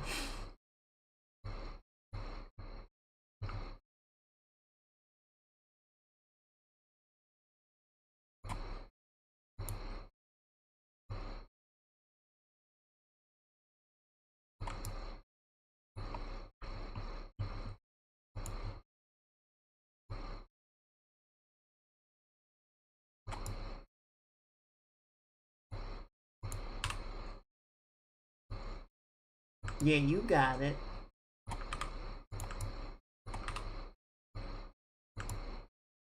Unfortunately, we're not going to be able to clean up this entire animation tonight. I think there's just too much jank. But it's okay. We'll get there.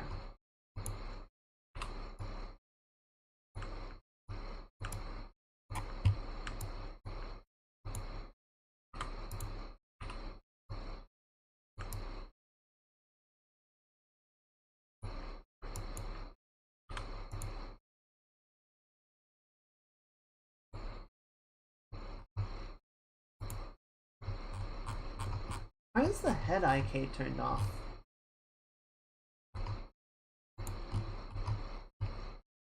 Should be on.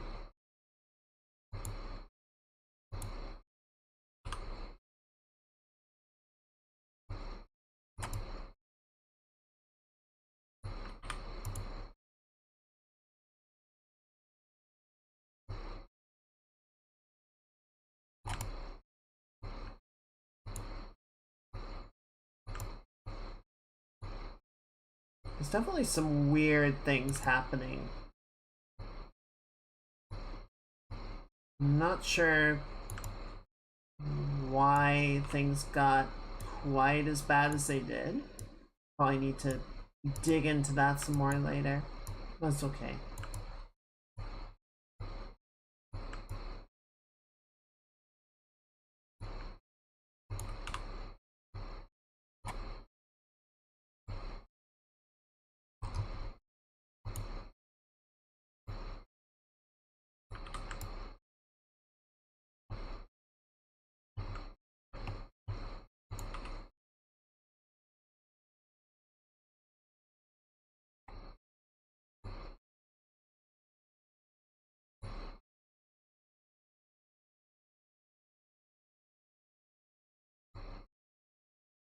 Okay, so go back to frame 6. Maybe honestly what I should probably be doing is actually, yeah, you know what?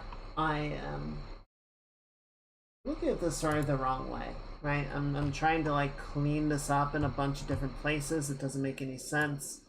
So let's just, we're not going to be able to get to this tonight, obviously, but let's look at it frame by frame, the way we set it up.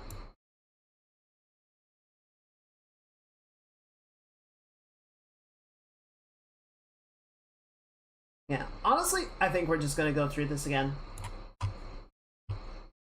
I know, repeating, not the most fun, but, you know, we have our framework, and basically we're just going to want to do this a second time, right? So the difference is that now, instead of trying to bake the forward momentum into the animation,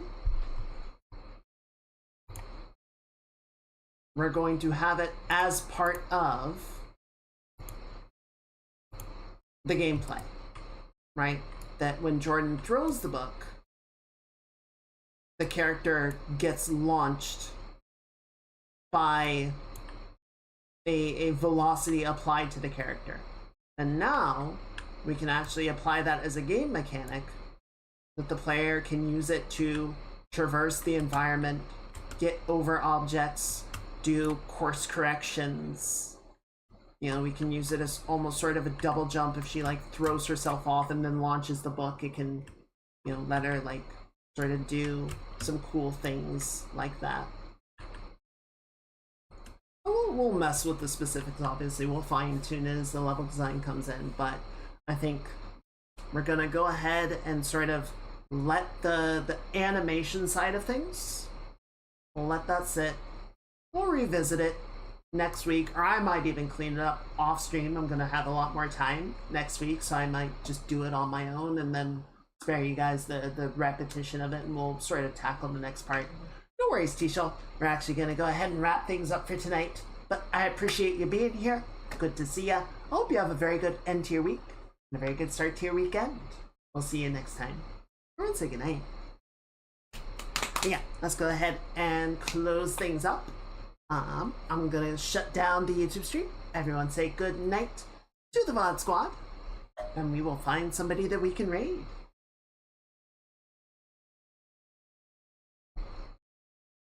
Alrighty.